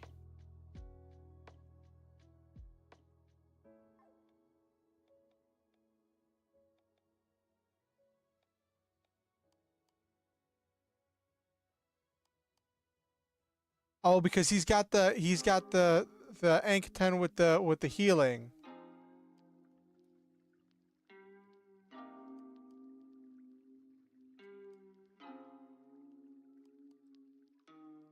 No, even without their gear. Even without their gear, he has more HP. You're a little lower in the mind department. Yeah.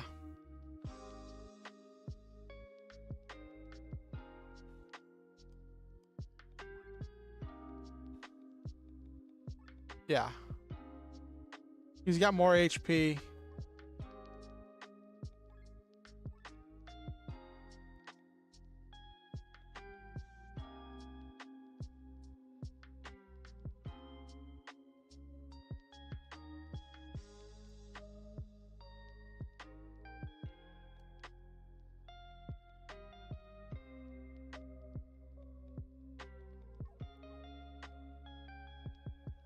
Okay.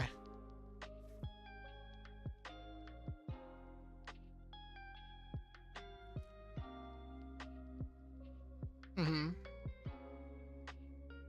And intelligence, strength, or charisma. Yeah.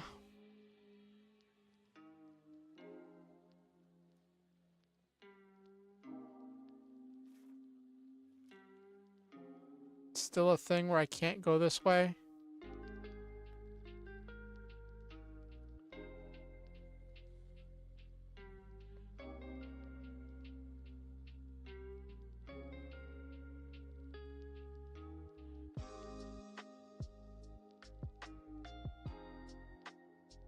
It's weird, like asking like actual strangers what's wrong. It just seems so like it's such a commonplace thing to happen in like a video game or a fantasy story.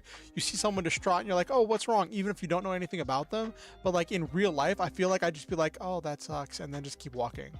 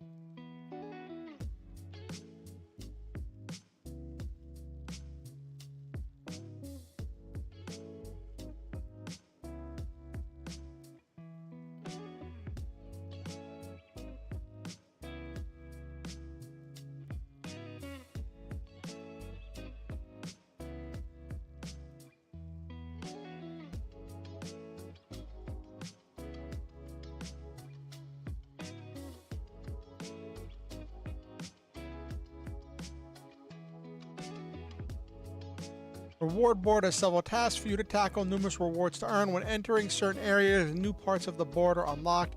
Each field represents a task. Once a task is finished, you can claim your reward. Furthermore, finished tasks fields that are adjacent to one another will make up a chain. You earn extra rewards for the length of your chain. You can quickly access rewards board by pressing right trigger. Okay.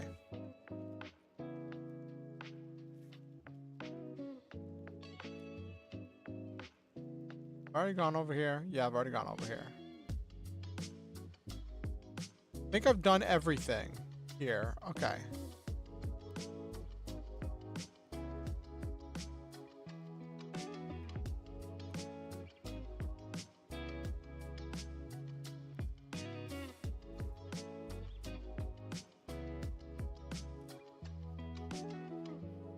There's a fast travel location.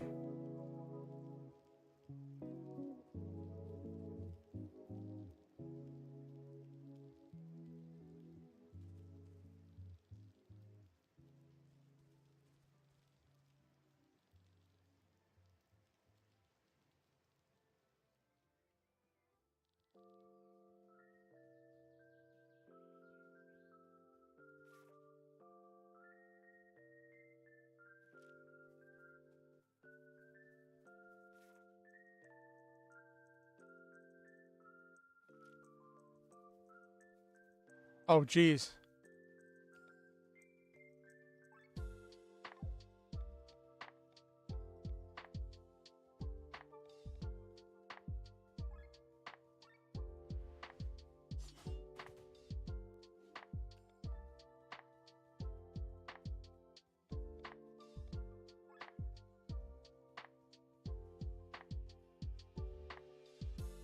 They have no weakness, no strength, but you can steal from them.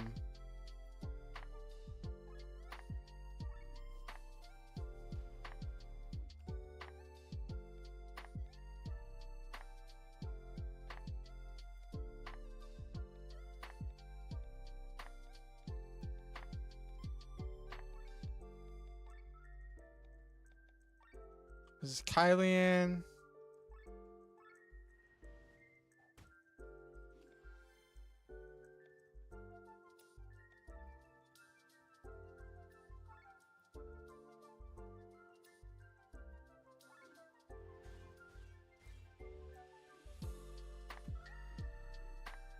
Okay.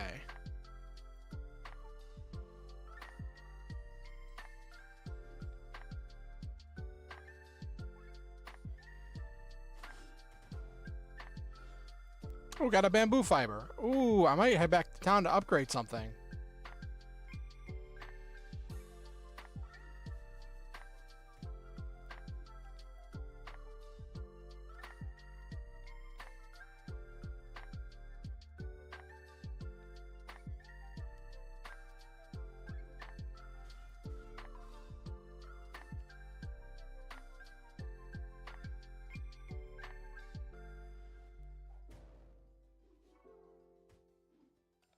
And fire thrust to the princess. Yeah, I could see that.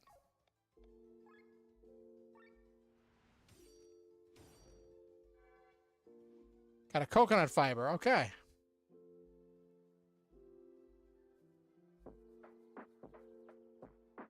I think that's what I need in order to upgrade something. Let me check something real quick. Oh, I got a bamboo fiber and a coconut fiber there.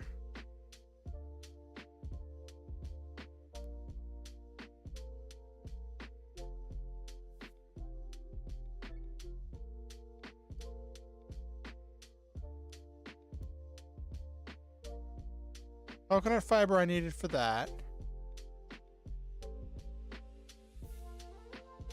Ah, I need...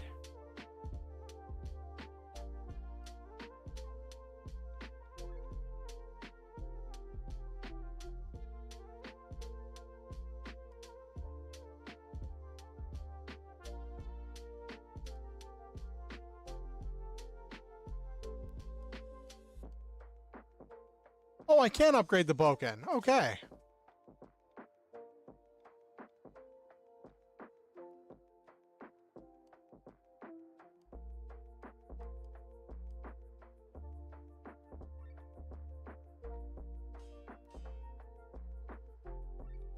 Okay, cool.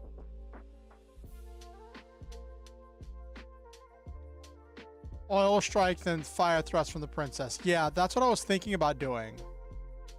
I didn't know what oil strike did, but now that I know that oil strike makes fire do more damage, I'm like, that's definitely a thing.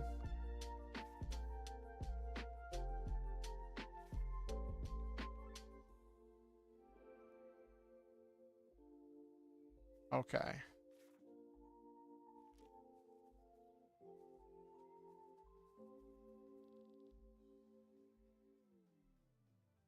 Buried treasure. There are 3 little arrows. 1 points toward the treasure. The other 2 are fakes that try to mislead you. Somewhere in this area will be another symbol which points toward the same treasure. By inspecting the points that intersect.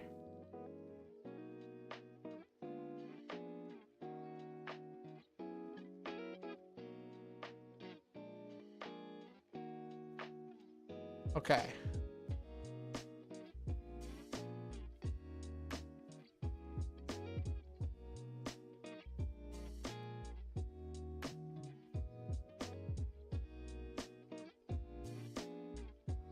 Okay. Alright, cool. I found the treasure. Ash and bone. Great.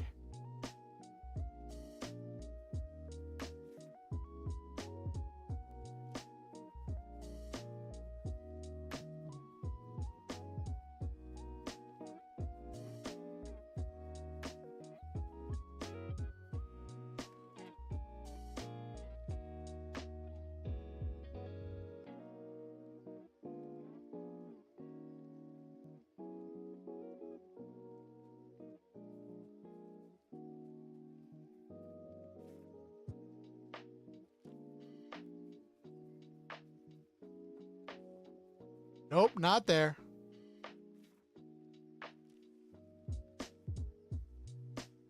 I found the treasure.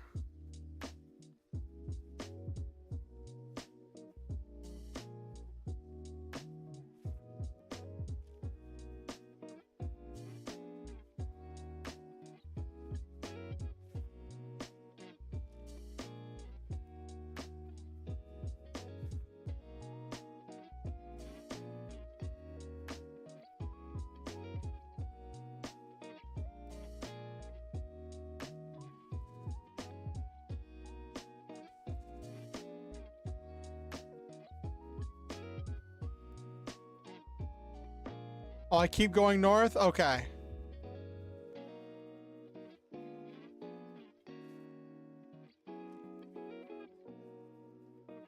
Oh, there he is.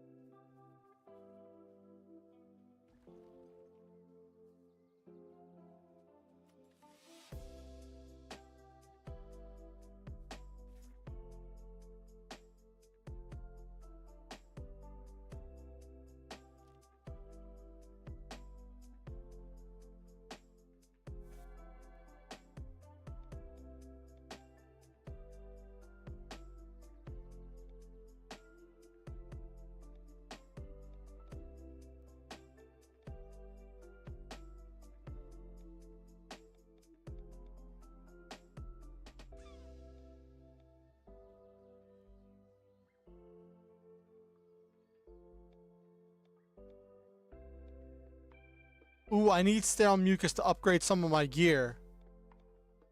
And I want that bamboo fiber.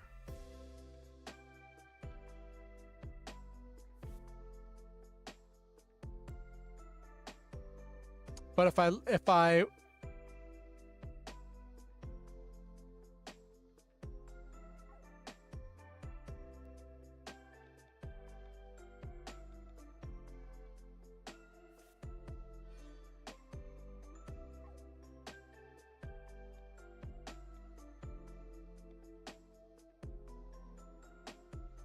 gotta beat 3 more wool turtles, and I'll get another one. Buy 3 deals.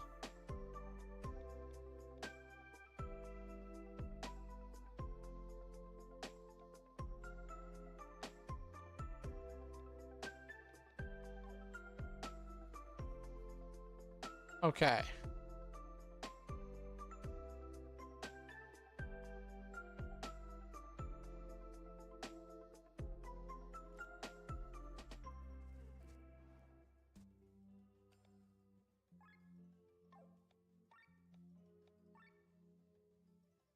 Weakness is, oh, strength is fire, so don't use that combo on that. Ooh, got a sterile mucus.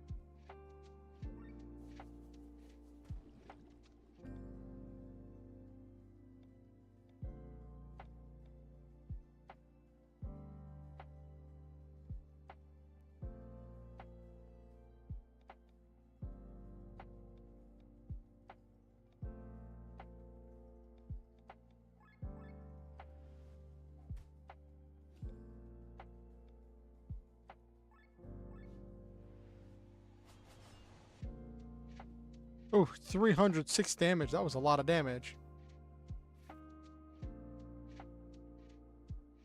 Okay.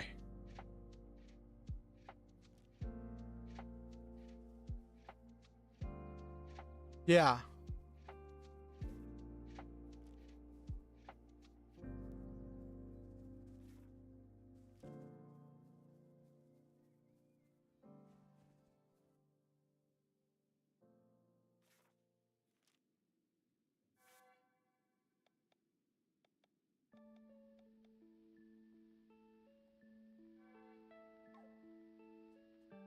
Is this not a place I'm supposed to be?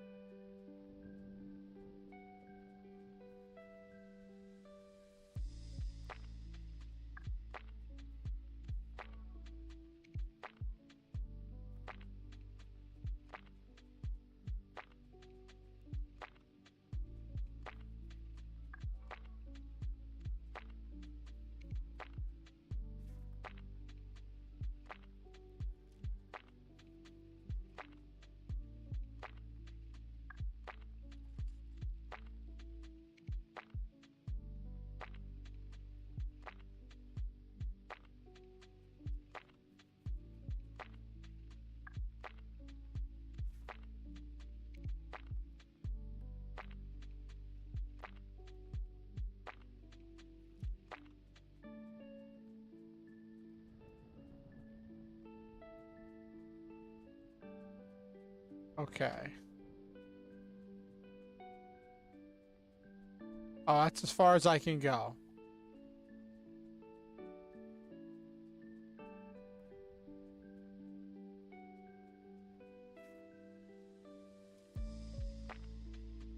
Okay.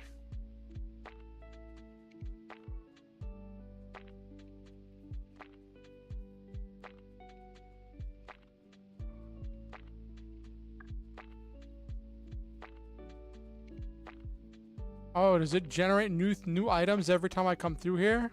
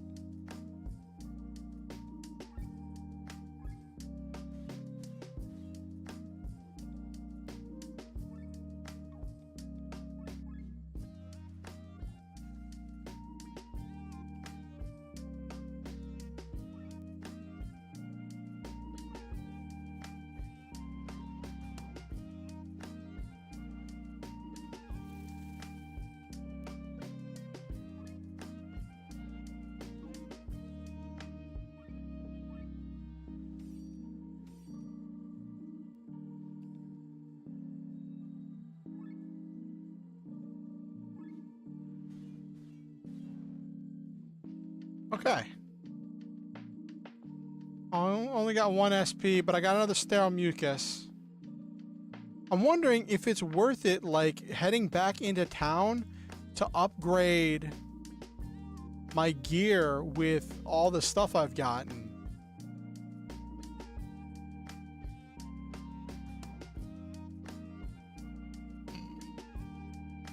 Because I've gotten some new stuff, but I don't know if it'd be better to save that for when I get better gear. Because like you said, it's always better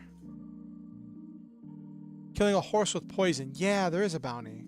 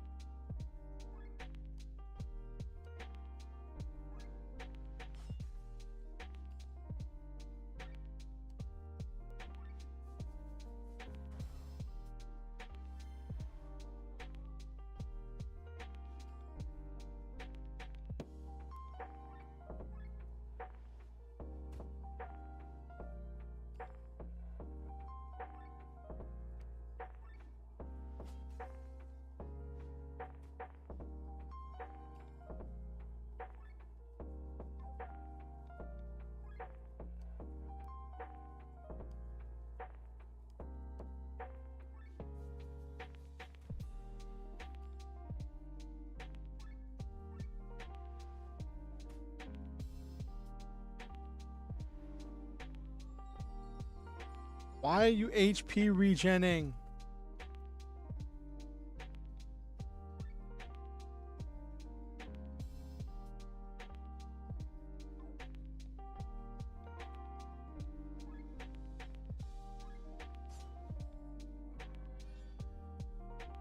Ooh, got some good stuff there.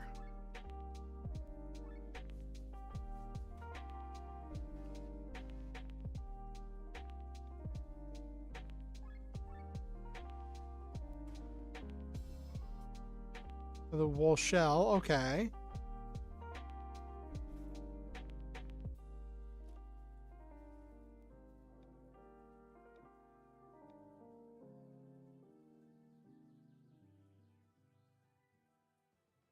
Counterattack up.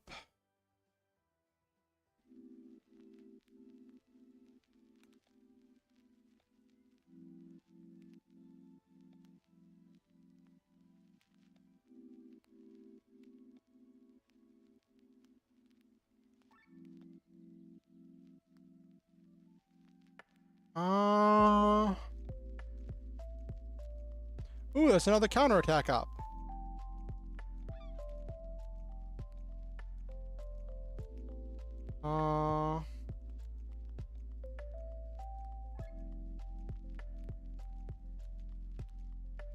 Okay.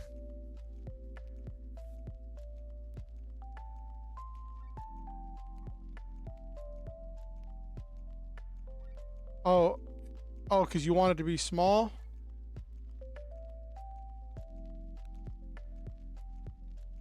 Oh, because then it'll take up less slots. Okay. Got it. Okay. So then I want to use this one as the base one when I combine them. But do I want to combine these two counterattack ups in order to make a counterattack up 4?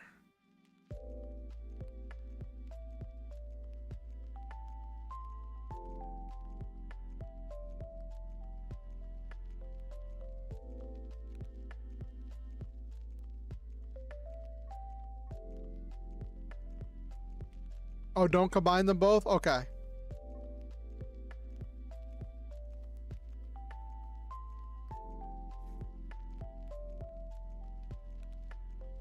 Wait, I never got... Oh, wait, hold up. There's some stuff over here. I did that.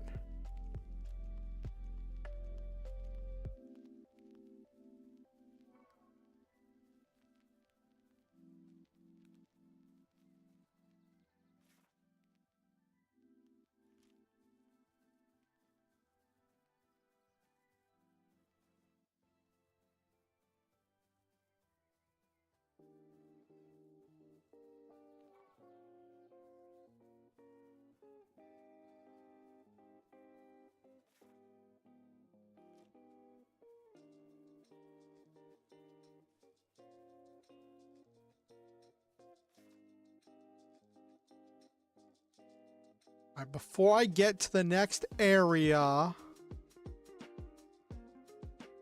I want to... That makes sense. 2 characters with counterattack.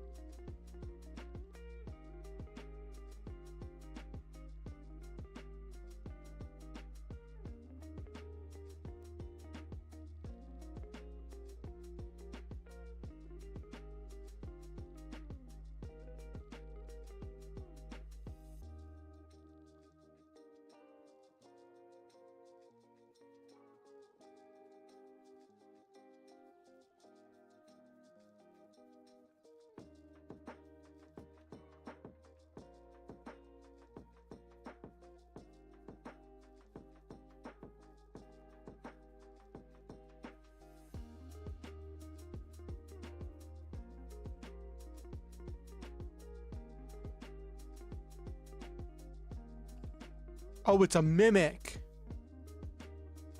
Oh.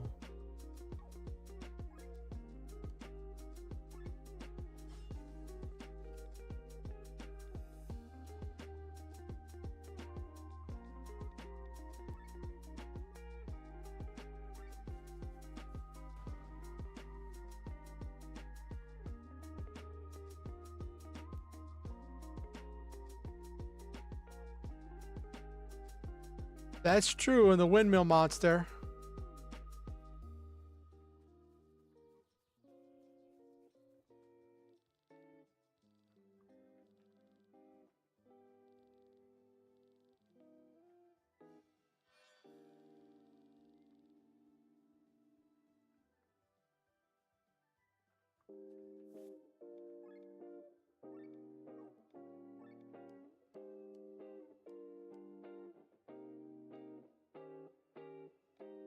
Should have saved that upgrade from the D-gen for the rapier.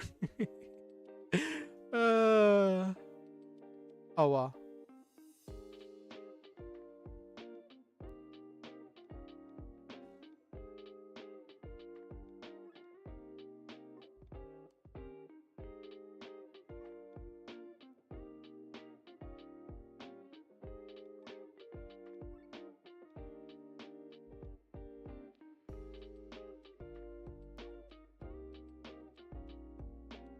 Yes, the monsters were real in this game.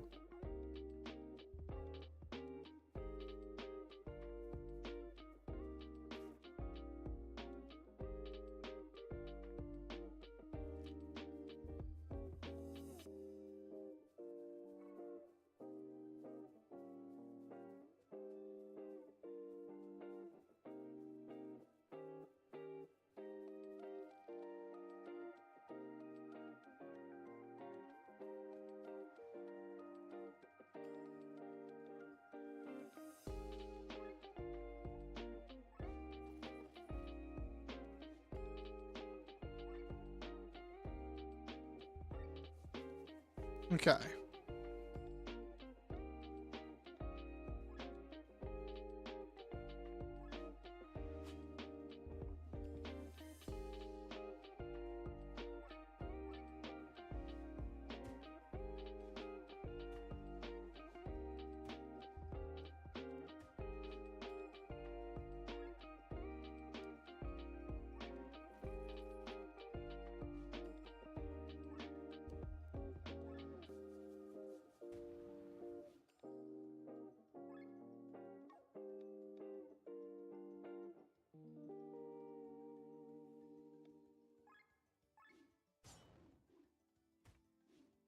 Yeah, that was a big amount of damage.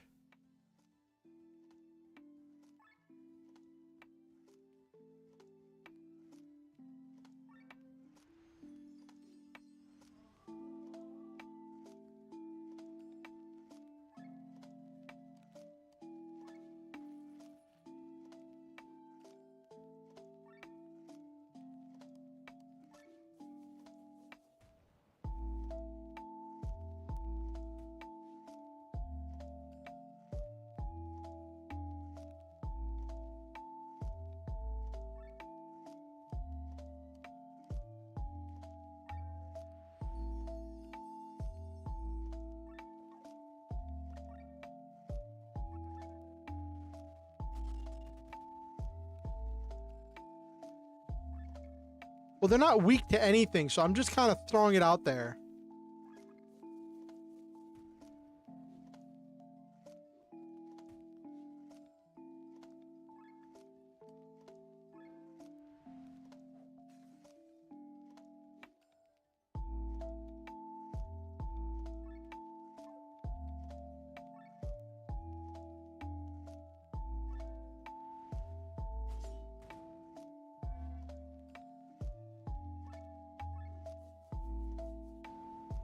Okay.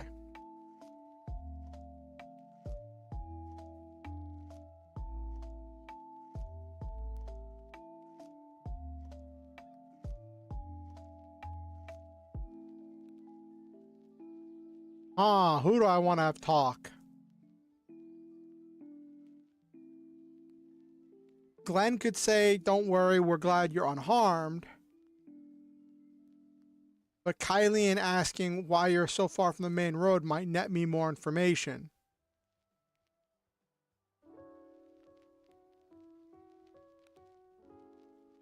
Does this matter? Like, is this one of the things that, like, will unlock stuff?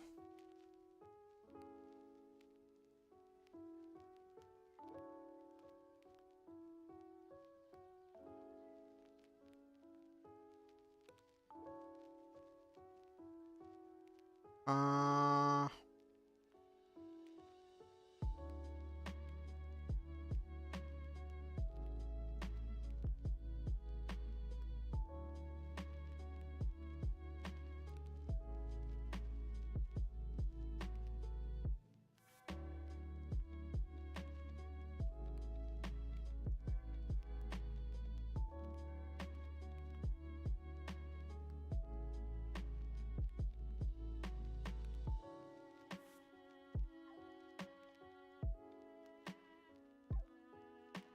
I can upgrade a bunch of... I can upgrade weapons and armor a lot.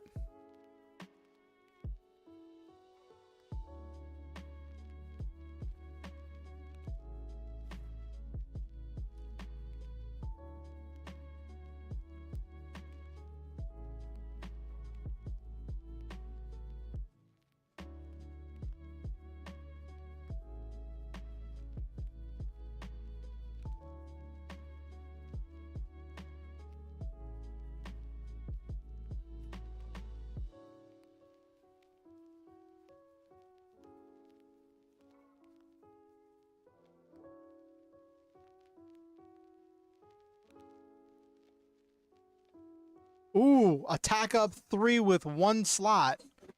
But it's purity 1, so I'm not combining that with anything.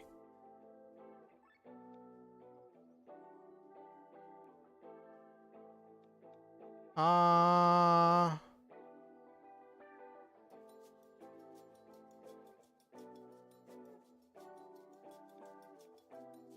don't know how much undead I'm going to be facing.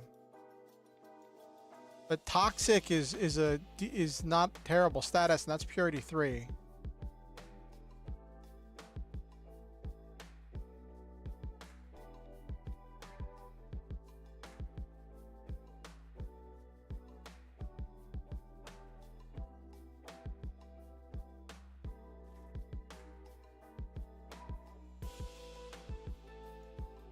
Mm-hmm.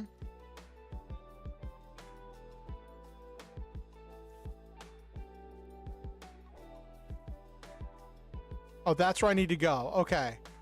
So I might head back down and explore out west and maybe head for that optional dungeon over there because I want to find that that one toxic horse thingy. But can I save out here?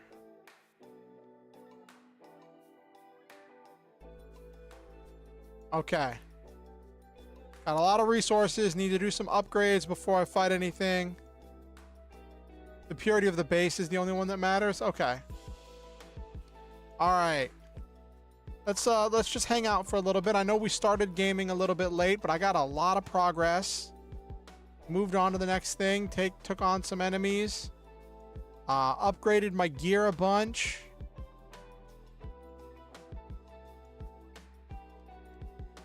Oh, I got a bunch of loot, so I'll be able to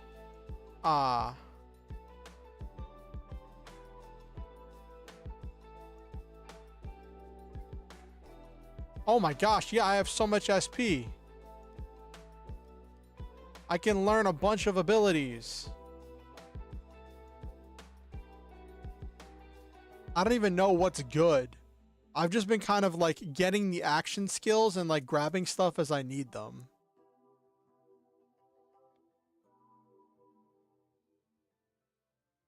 I have no idea what's good.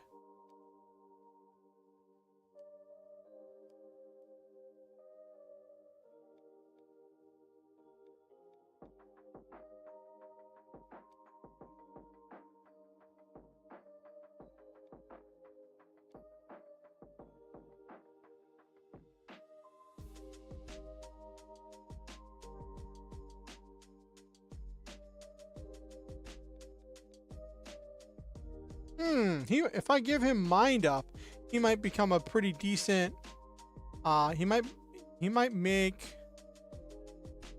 a decent healer for the cleric. Because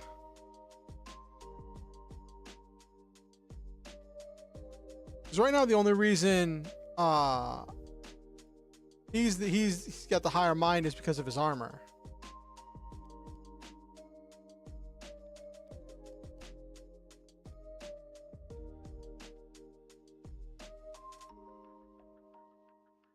I gotta think on this. I don't know when I'm next gonna stream this. But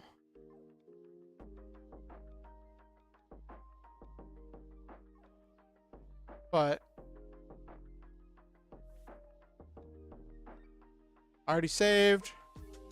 Save again just in case. Let's head over to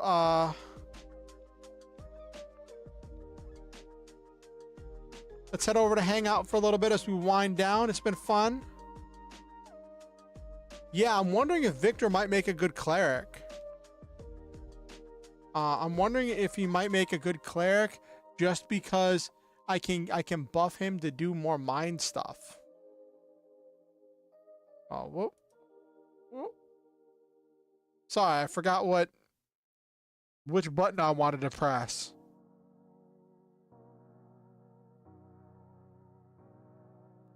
But thank you for all of your advice, Ricardo. I hope it was enjoyable for you watching me fumble through the game.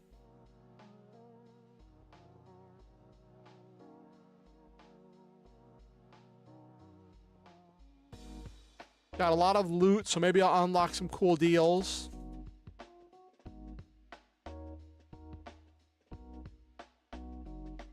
Oh my gosh. So how was everybody's week? I talked about my week has been spent doing Lancer stuff. What has everybody else been up to this week?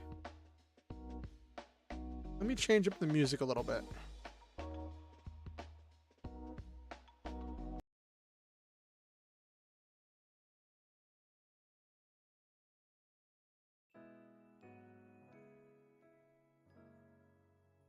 All right. So how has everybody else's week been? Stream Elements bot, what is wrong? Go home, you're drunk, Stream Elements bot. That thing has been like, I don't know if it's been dying and coming back. I have no idea what's wrong with Stream Elements bot.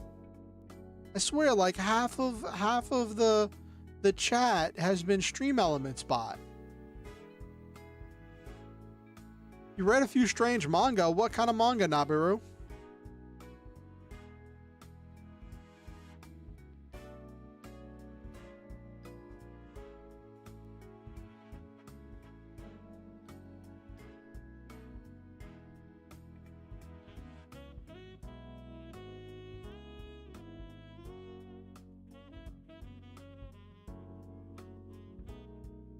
Oh, soldiers?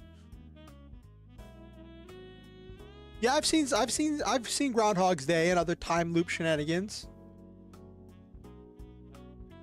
I remember I supported when I didn't support, I didn't have the money to financially support, but I shared and signal boosted this movie. What was it? Someone was making again. A trans movie maker was making a movie about a time loop sci-fi movie that was somehow related to the trans experience. I don't know all of the stuff. I might be misquoting it, but when you talked about time loop, that reminded me of that.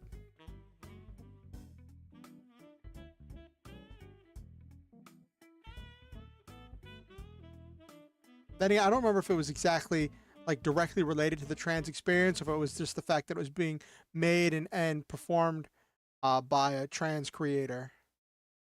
But yeah, that's what I just thought about. Again was that movie.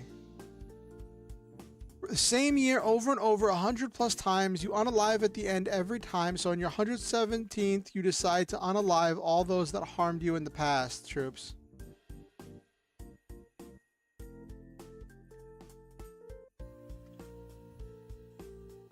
That sounds kind of dark. Like, there's a reason time loops are normally a short period of time, like a day or a week or something that's like really short.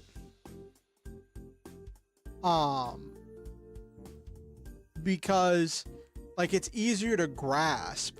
But like if you were repeating an entire year, that would just be horrific. Oh my gosh. So the other day, I got an email because this might be like,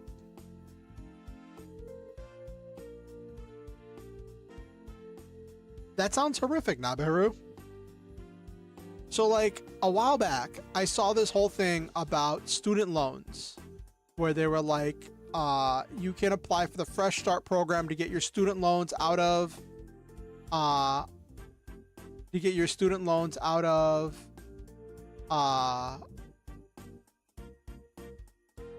what's the word? Default, and then qualify for possibly getting like student loan forgiveness, or they always advertise like more than 50% of our people have a minimum payment close to $0 or at $0 a month. And I was like, yo, let's go, right?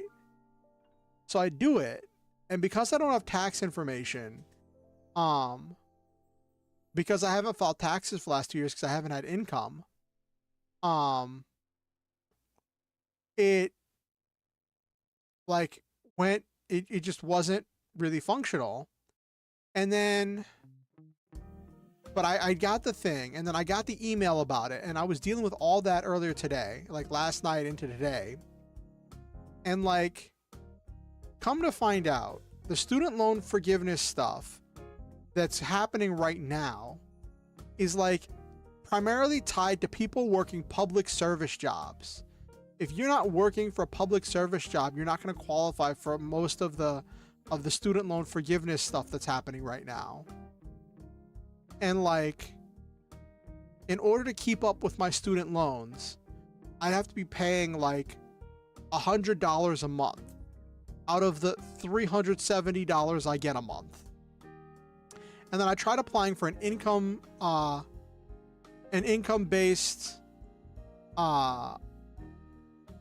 repayment plan, and then they said I didn't qualify because I'm unemployed. And I'm like, really? Like, I'm in the process of trying to apply for SSI, and that's been an entire process.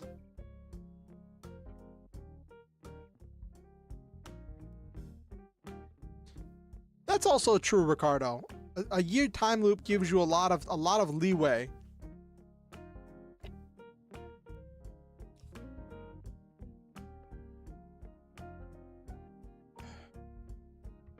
But yeah, so that was super stressful. And then like,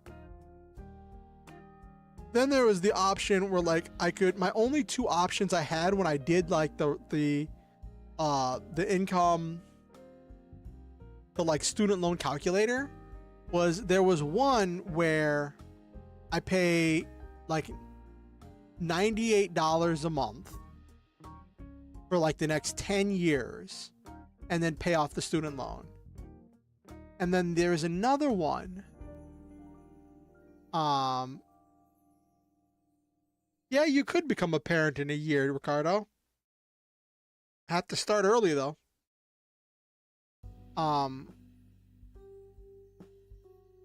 Resetting Lady, it's only 50 chapters. Okay. But yeah, so when I was dealing with the student loan stuff, I found out like my only options was one to pay like $100 a month, like 98 or whatever. Or the other one was do a graduated plan where it starts at $60 and it goes up like $11 or $12 every 2 years over the course of the next 10 years until it gets to like the last 2 years. It's like $182 a month. So, and that ends up being more interest over time, and you end up paying more over the length of the year of the thing, right? And I'm like, I guess I want to do the graduated plan because I'm hoping that once I get my SSI approved, that I'll be able to get like some kind of forgiveness option. Yes, exactly, Ricardo. After you finish chapter 50, it starts back again at chapter 51, at chapter 1. The entire thing is a loop. The entire book is a loop. That would be so trippy. But like, I was trying to apply for that. Exactly, Nabiru. I was trying to apply for that, and it was just this whole thing, and it was just really stressful. And I was just really stressed out because I'd had so much hope that I could like do stuff, and like after I'd applied for whenever they did the whole we'll forgive $10,000 of your student loans or whatever. I'd applied for that and they told me I qualified for it. But then somebody filed an injunction or whatever, and then that entire student loan repayment program got canceled.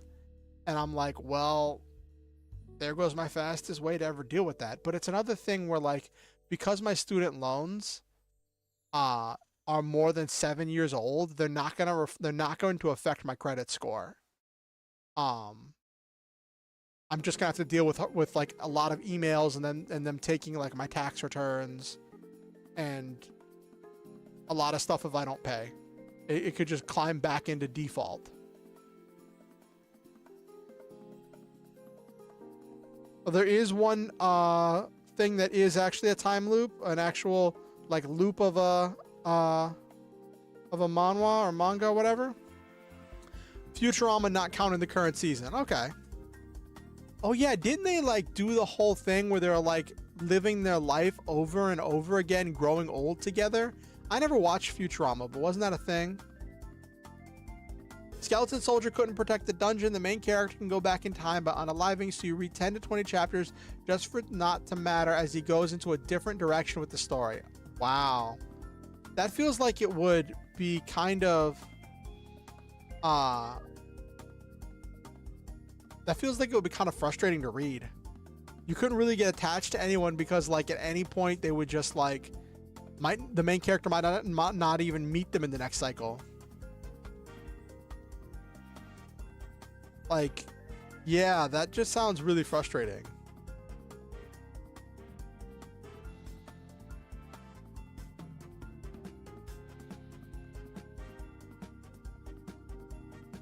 Ugh.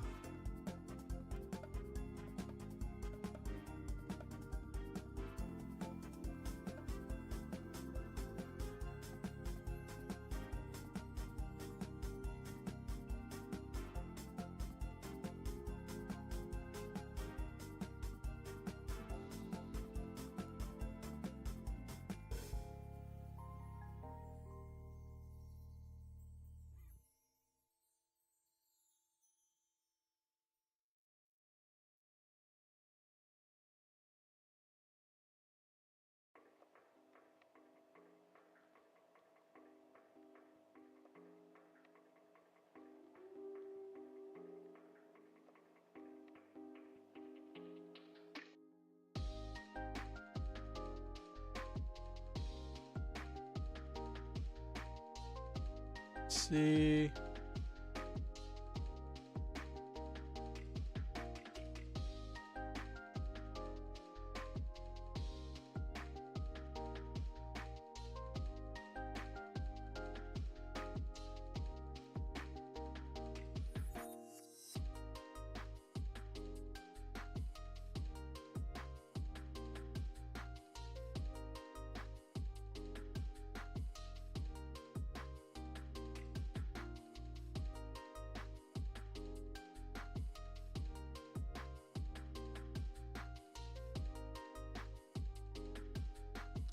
Bravely Default, an excellent game from Square Enix, has loop and it was genius. Okay, about Bravely Default. My friend loaned me Bravely Default years ago.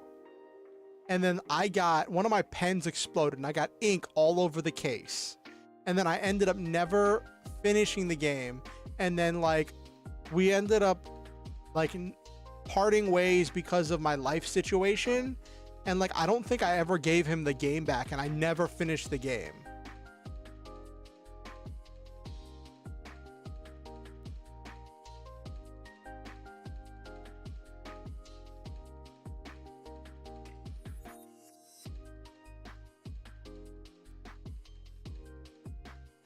Yeah, I get what you mean, Naberu. Having a good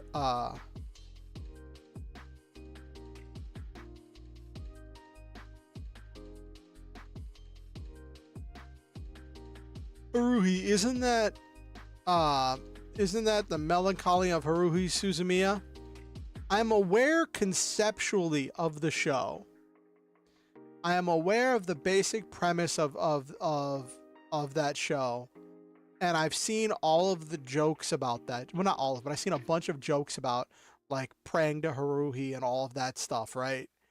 Because that's the one where like the main character's like God, but she gets bored. So, well, no, the main girl is God, but she gets bored, so the main character has to keep her entertained so she doesn't reset the world.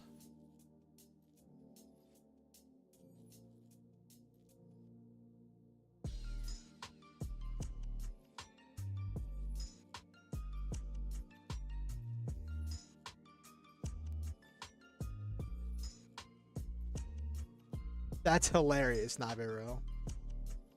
But yeah, I've never actually watched it.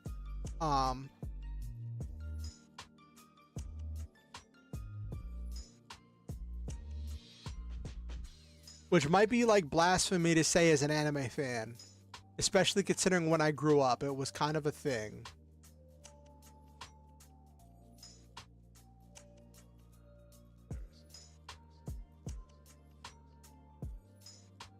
Yeah.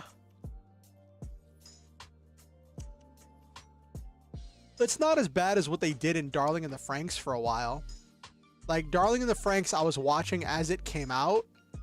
And then like towards the end, we had like 2 weeks interspersed in there where like the episode was a behind the scenes episode where they were like, hey, we need time to finish making the finale or the next batch of episodes. So here's some interviews and some behind the scenes stuff and some like talking with other characters, and it was like talking with other like actors and stuff. And it was all this stuff because they were like, we didn't have time to make an episode this week. And at the first I was like, you know what, that's okay. And my friend was like, dude, if that was me and I was really looking forward to an episode, and it was a behind the scenes thing, I would be so angry. And I was like, kinda, but like I hadn't really thought about it because I was just not really thinking about it, you know?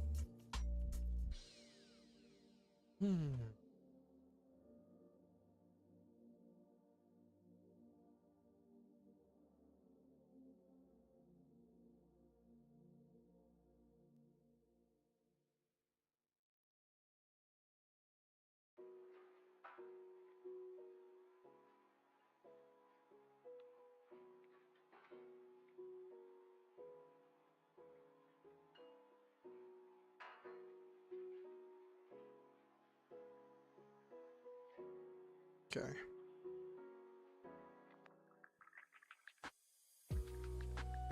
Stream Element Spot, are you okay? Stream Elements bot, are you okay?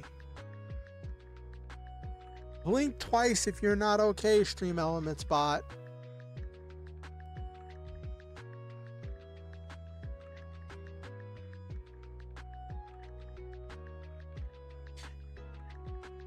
Let me open up Stream Elements just to see if I can see what's going on. Give me a second.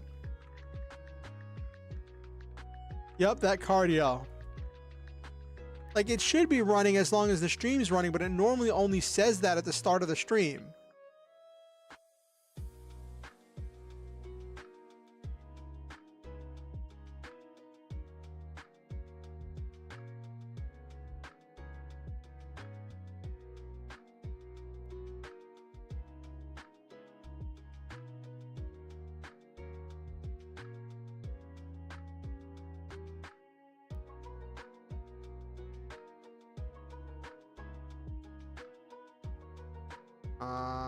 Chat bot.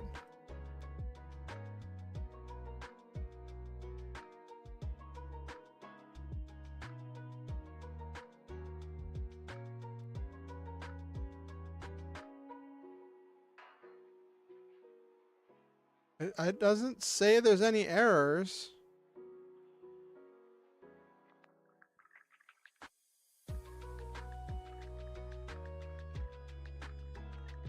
Yep, definitely true, Nabiru. Anyway, let's wind down for tonight. I need to get some food in me and then probably do some prep work for my Lancer game on Sunday. It's been nice to take a little break from doing the Lancer Homebrew stuff because I really was getting delved into that. I might change up what I do for the licenses because I kind of wanted to have 2 Republic and 2 Empire licenses, but like right now I have 1 Republic, 1 Empire, but the other 2 I was going to work on, the Gojulus Giga and the Koenig Wolf. While they make sense from a lore perspective, neither one of them I think are Empire ones. I think they're both Republic ones.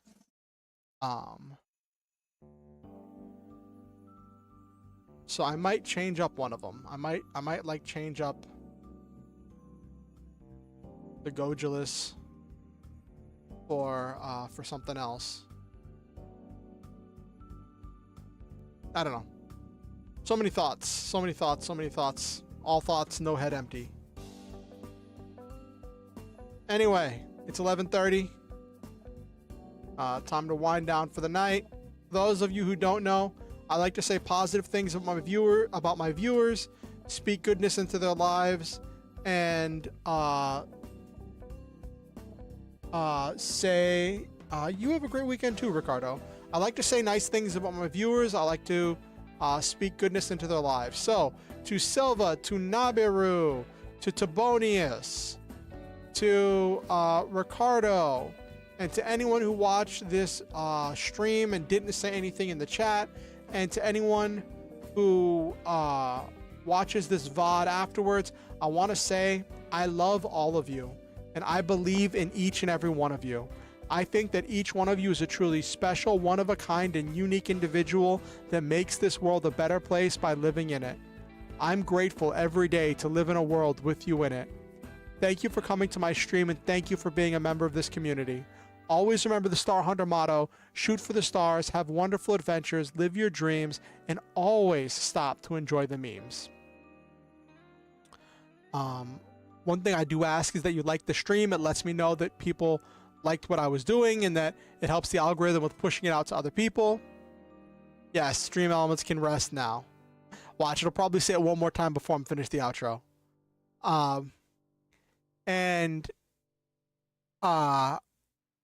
But yeah, if you also, we're always looking to expand the community and have more people come in and join the community. If you have any friends, relatives, enemies, coworkers, neighbors, anyone you think might enjoy my content, feel free to show them my content or invite them to the next stream. Next stream is going to be Monday, 8:30 p.m. EST. I don't know what that is in anyone's local time. I just know it's going to be 8:30 p.m. EST. Don't quite know what I'm going to do. Might do a writing stream. Haven't done one of those in a little bit. Might do a Legend of Dragoon stream. I haven't done one of those in a week. We'll see what I do. I'm gonna do something on Monday. And I will see you all there. And If you want to keep up with what I'm doing on YouTube, you can subscribe and ding the notification bell to let you know whenever I go live or when I release any new content. If you want to know what I'm doing outside of YouTube, you could follow me on X or Twitter and join my Discord. Links to both of those are in the description down below.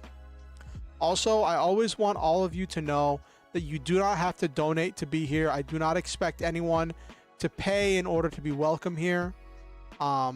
With that said, I am grateful to everyone who has donated in the past, who has helped me out with things financially, and who have made things possible in my life. I appreciate each and every one of you who has done that. And if you are ever motivated and interested and able to donate to improve the stream or to improve my life, to help me out with things, there are links where you can do that down in the description below.